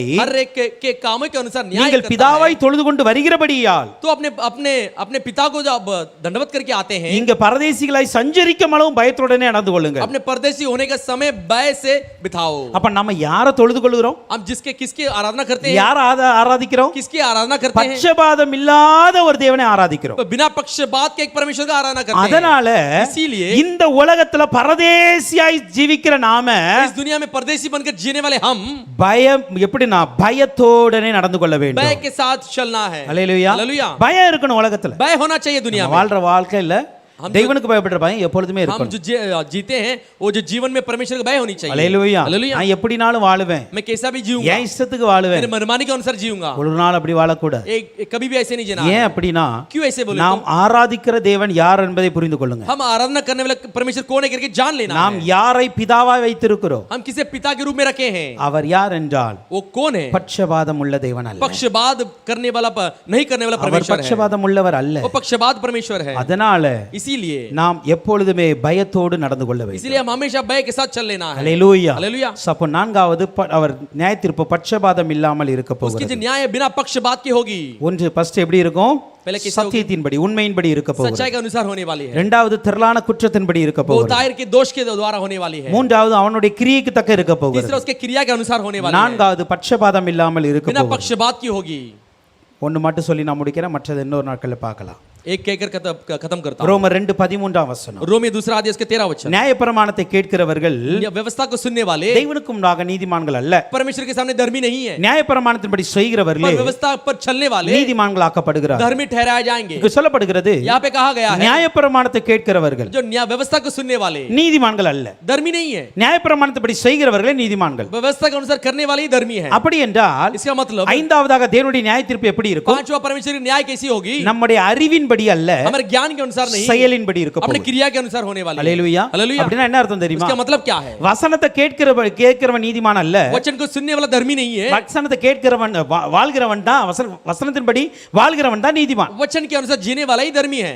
அப்ப நியாயத்தீர்ப்பு ஆண்டவர் எப்படி கொடுப்பார்? जो न्याय परमेश्वर कैसे करेगा? வசனத்துல உனக்கு நிறைய அறிவு இருக்கு, वचन में तेरे लिए बहुत ज्ञान है, பைபிள்ல எனக்கு எல்லாமே தெரியும் बाइबल में मुझे सब कुछ आती है என்று சொல்லுகிறதுனால நியாயத்தீர்ப்புல மாற்றம் வராது. ऐसे कहने से न्याय में कुछ बदलाव नहीं होगी. ஆண்டவர் சொல்வாரு, परमेश्वर कहेगा வசனம் உனக்கு நல்லா தான் தெரியும், वचन तुझे अच्छी आती है, பைபிள்ல நல்லா கரைச்சு தான் बाइबल குடிச்சிருக்கீங்க, को तू अच्छे पढ़ लेता है, எதை சொன்னாலும் உடனே எடுத்து படிச்சிருவீங்க. कुछ भी कहे तो सीधा उठा के पढ़ लेते हैं. வசனத்தின்படி வாழ்ந்தோமா? वचन के अनुसार जिए क्या? அல்லேலூயா. हालेलुया. வசனத்தின்படி வாழ்தல், அந்த வாழ்கிற செயலின்படி தான் நியாயத்தீர்ப்பு இருக்க போகுது. वचन के अनुसार जीने वाली क्रिया के अनुसार ही वो जो व्यवस्था न्याय होने वाली है. தீத்து 1:16 तीतुस पहला अध्याय के 16 वचन அங்க அழகாய் சொல்லி இருக்கிறார், वहां पे बहुत अच्छी कही गई. அவர்கள் தேவனை அறிந்திருக்கிறோம் என்று அறிக்கை பண்ணுகிறார்கள், वो परमेश्वर को जानते करके कबूल करते हैं, கிரியைகளினாலோ அவரை மறுதலிக்கிறார்கள். क्रिया के अनुसार उसका इनकार करते हैं. அதனால அவங்க அருவருக்கப்படத்தக்கவங்க, கீழ்ப்படியாதவங்க. इसलिए वो घृणित और आज्ञा न मानने वाले लोग हैं. தேவனை அறிந்திருக்கிறோம், परमेश्वर को जाने हैं, எனக்கு நல்ல நாலேஜ் இருக்கு அபௌட் காட், எனக்கு நிறைய நாலேஜ் இருக்கிறது, परमेश्वर के बारे में मुझे अच्छी जानकारी और ज्ञान है. என் தேவன் யார் தெரியுமா? मेरे परमेश्वर कौन அவர் पता है? சர்வ வல்லவர், वो सर्वशक्तिमान, அவர் பாவிகளை ரட்சிக்கிறவர், वो पापी को उद्धार करता है, ஆயிரம் தலைமுறைக்கு இரக்கம் वो காட்டுகிறவர், सदा के लिए दया दिखाता है, அவருடைய கிருபை வானத்துக்கும் பூமிக்கு இருக்கிறது, उसके अनुग्रह आकाश और पृथ्वी के लिए है, கிழக்குக்கு மேற்கு எவ்வளவு தூரமோ அவ்வளவு எனக்கு மன்னிக்கிறவர். दक्षिण उत्तर के लिए कितना है उतना मुझे क्षमा करता है. தேவனை குறித்து எல்லா அறிவு இருக்குங்க. परमेश्वर के बारे में सारी जानकारी ஆனா है. அதே வேளையில उसी समय में என்னுடைய கிரியைகளானது मेरी जो क्रियाएं हैं தேவனை மறுதலிக்கிறது. परमेश्वर इनकार करती அப்படினா है. என்ன அர்த்தம் தெரியுமா? इसका मतलब क्या है? என்னுடைய கிரியையில मेरी क्रियाओं में தேவனை குறித்து அறியாதவனை போல நான் செயல்படுகிறேன். परमेश्वर के बारे में अज्ञान बनकर हम जीते हैं. அல்லேலூயா. हालेलुया. நான் தேவனை எவ்வளவு அறிந்திருக்கிறேனோ मैं परमेश्वर की इज्जत जाना हूं, அதின்படியே என்னுடைய கிரியை இருக்க வேண்டும். उसके अनुसार मेरी क्रिया भी होनी चाहिए. அதின்படி தான் நம்முடைய கிரியை இருக்கணும். उसी के अनुसार हमें क्रिया भी அப்படி होनी கிரியை चाहिए. நடக்கல அப்படினா अगर ऐसे क्रिया न हो तो நியாயத்தீர்ப்பு நாள்ல உங்களுடைய வேத அறிவின்படி இருக்காது நியாயத்தீர்ப்பு. आपके न्याय के दिन में आपके शास्त्र के ज्ञान के अनुसार नहीं होगी. அதான் சொல்றார், நியாயப்பிரமாணத்தை அறிந்திருக்கிறதுனால நீ நீதிமான் அல்லப்பா, व्यवस्था को जाना इसीलिए तो धर्मी नहीं है. நியாயப்பிரமாணத்தின்படி செய்யணும், व्यवस्था के अनुसार करना है, வசனத்தின்படி செய்யணும், वचन के अनुसार करना है, அதின்படி தான் நியாயத்தீர்ப்பு இருக்க उसी போகுது. के अनुसार न्याय होने वाली है. அல்லேலூயா. हालेलुया. அல்லேலூயா. हालेलुया. ஒருவர் சட்டத்தை இந்த நியாயப்பிரமாணத்தை கேட்கிறதுனால जो एक व्यवस्था को सुनने से தீர்ப்பை மாத்தி எழுத மாட்டார் वो ஆண்டவர். जो सुनवाई को बदल के नहीं लिखेगा. அந்த சட்டத்தை, அந்த நியாயப்பிரமாணத்தை அல்லது வசனத்தை கேட்டு கீழ்ப்படிந்தால் மாத்திரமே व्यवस्था को सुनकर, वचन को सुनकर आज्ञा पालन करेंगे तो ही தேவனுடைய கோபம் தடுக்கப்படுகிறது. प्रभु के क्रोध रोकी जाएगी. அல்லேலூயா. हालेलुया. மத்தேயு 7:21 சொல்லுகிறது, मत्ती 7:21 कहती है, பரலோகத்தில் இருக்கிற என் பிதாவின் சித்தத்தின்படி செய்கிறவனே அல்லாமல் जो स्वर्ग में रहने वाले पिता के इच्छा के अनुसार करने वाले के छोड़कर என்னை நோக்கி கர்த்தாவே கர்த்தாவே என்று சொல்லுகிறவன் அதில் பிரவேசிப்பதல்ல. मेरे ओर मुड़कर प्रभु प्रभु ऐसे बुलाने वाले के पास ऐसा नहीं होगी। அல்லேலூயா हालेलुया। கர்த்தாவே கர்த்தாவேன்னு சொல்லுகிறது யாரு? जब प्रभु प्रभु करके कौन बुलाता है? ஆண்டவர் அறிஞ்சவங்க தான் சொல்ல முடியும். परमेश्वर के जानने वाले कह सकते हैं। புரியுதா? இயேசுதான் என்னுடைய இரட்சகர், यीशु मसीह मेरा उद्धार करता இயேசுதான் என்னுடைய தெய்வம் है। यीशु मसीह मेरा என்று परमेश्वर யார் है। சொல்ல முடியும்? ऐसे कौन कह सकता है? இயேசுவை அறிந்தவர்கள் தான் சொல்ல முடியும். यीशु मसीह के जाने वाले लोग ही कह सकते ஆனா हैं। அப்படி சொல்லிட்டு ऐसे कहकर பிதாவின் சித்தத்தை நிறைவேற்றல அப்படினா पिता की इच्छा को पूरा नहीं करेंगे ஆண்டவர் சொல்லிட்டாரு, परमेश्वर कह நீ दिया என்ன கர்த்தர்னு கூப்பிட்டாலும் சரி, तू मुझे प्रभु करके बुला, என்னை இரட்சகர்னு கூப்பிட்டாலும் मुझे சரி, उद्धार करते என்ன பெரிய மேசியான்னு கூப்பிட்டாலும் बड़े சரி, मेसिया करके बुला ले, பரலோகத்துக்கு வர முடியாது. स्वर्ग में आ नहीं सकता। அல்லேலூயா, பரலோகத்துக்கு स्वर्ग में வர முடியாது. आ नहीं सकता। நீங்க நல்ல நாலேஜ் இயேசுவை பத்தி வச்சிருக்கலாம், अब अच्छे ज्ञान यीशु मसीह के बारे में हो सकता है, ஆனா பிதாவின் சித்தம் நிறைவேறல அப்படினா पिता की इच्छा नहीं पूरा हुआ பரலோகத்துக்குள்ள என்ட்ரி கிடையாது. स्वर्ग में प्रवेश नहीं है। அதான் யாக்கோபு 1:22 சொல்லுகிறது, याकूब पहला अध्याय 20 वचन कहती है, நீங்கள் உங்களை வஞ்சியாதபடிக்கு आप अपने आप को திருவசனத்தை கேட்கிறவராய் மாத்திரமல்ல அதன்படி செய்கிறவர்களாய் இருங்கள். अपने आप को वंचित मत कर लो। அல்லேலூயா. திருவசனத்தை கேட்கிறவராய் மாத்திரமல்ல அதன்படி செய்கிறவர்களாய் இருக்க वचन வேண்டும். को सिर्फ सुनने वाला बनकर नहीं, उसे उसके ग्रहण करने वाला बनकर रहना चाहिए। 22 பிரதர் 22 யாக்கோபு 1:22. याकूब पहला अध्याय इसका 22 वचन। அல்லேலூயா. हालेलुया। சரி, ஓகே. அப்போ நியாய தீர்ப்பு என்பது न्याय बोले तो நம்முடைய அறிவின்படி அல்ல, हमारे ज्ञान के अनुसार नहीं, செயலின்படி தான் இருக்க हमारे போகிறது. क्रिया के अनुसार होने वाली है। அல்லேலூயா. हालेलुया। அதனால நாம் எதை கற்றுக்கொள்கிறோமோ, इसलिए हम जो भी सीखते हैं, எந்த வேதத்தை நாம் பெற்றிருக்கிறோமோ जिस शास्त्र को हम पाए हैं, அதற்கு ஏற்றபடி நாம் வாழ வேண்டும். उसके योग्य हम जीना चाहिए। அல்லேலூயா. हालेलूया। அப்படி வாழும் பொழுதுதான் ऐसे हम जीते समय பரலோகத்திற்குள்ளாக செல்லுவதற்கு स्वर्ग में प्रवेश करने के लिए நாம் தகுதியுள்ளவர்களாய் हम மாறுவோம். काबिल बनेंगे। ரோமர் 2:14-15 ஒரு வசனத்தை பார்த்து முடிக்கிறேன். और रोमी दूसरा अध्याय इसका 14 और 15, அன்றியும் நியாயப்பிரமாணம் இல்லாத புறஜாதிகள் சுபாவமாய் நியாயப்பிரமாணத்தின்படி செய்கிற போது நியாயப்பிரமாணம் இல்லாத அவர்கள் தங்களுக்கு தாங்களே நியாயப்பிரமாணம் இருக்கிறார்கள். அடுத்த வசனம் போட்டுங்க பிரதர் ப்ளீஸ். அவருடைய மனசாட்சி கூட சாட்சி எடுக்கிறதினாலும் குற்றமுண்டு குற்றமில்லை என்று அவருடைய சிந்தனைகள் ஒன்றையொன்று தீர்க்கிறதினாலும் நியாயப்பிரமாணத்துக்கு ஏற்ற கிரியை தங்கள் இருதயங்களில் எழுதியிருக்க என்று காண்பிக்கிறார்கள். அல்லேலூயா.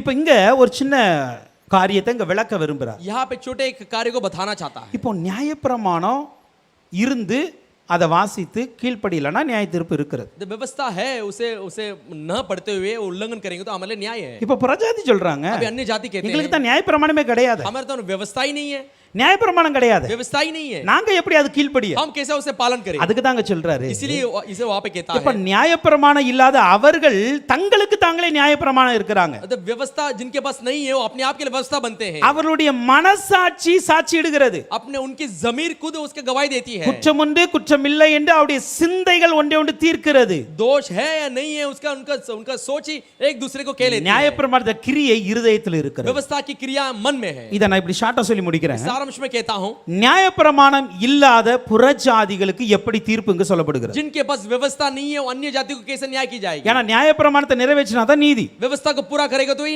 न्याय है। ஆனா அதே வேளையில उसी समय में புறஜாதிகள் எப்படி நியாயப்பிரமாணத்தை நிறைவேற்ற முடியும்? अन्य जाति कैसे व्यवस्था को पूरा அங்க அவர் சொல்லுகிறார், परमेश्वर कहता है, ஒன்று மனசாட்சி உனக்கு தெரியும், மனசு சொல்லும், एक तो मन कहेगी, மனசாட்சி இதுதான்ப்பா நியாயப்பிரமாணத்தின்படி வாழ்தல், मन यही कहती है यही व्यवस्था के अनुसार இதுதான் जीना, உண்மையான சத்தியம், यही सच्चाई है, இதுதான் தப்பு இது சரி यही सही है गलत है என்று எல்லா மனிதனுடைய மனசாட்சியும் சொல்லும். ऐसे सब मनुष्य की जमीर कहेगी।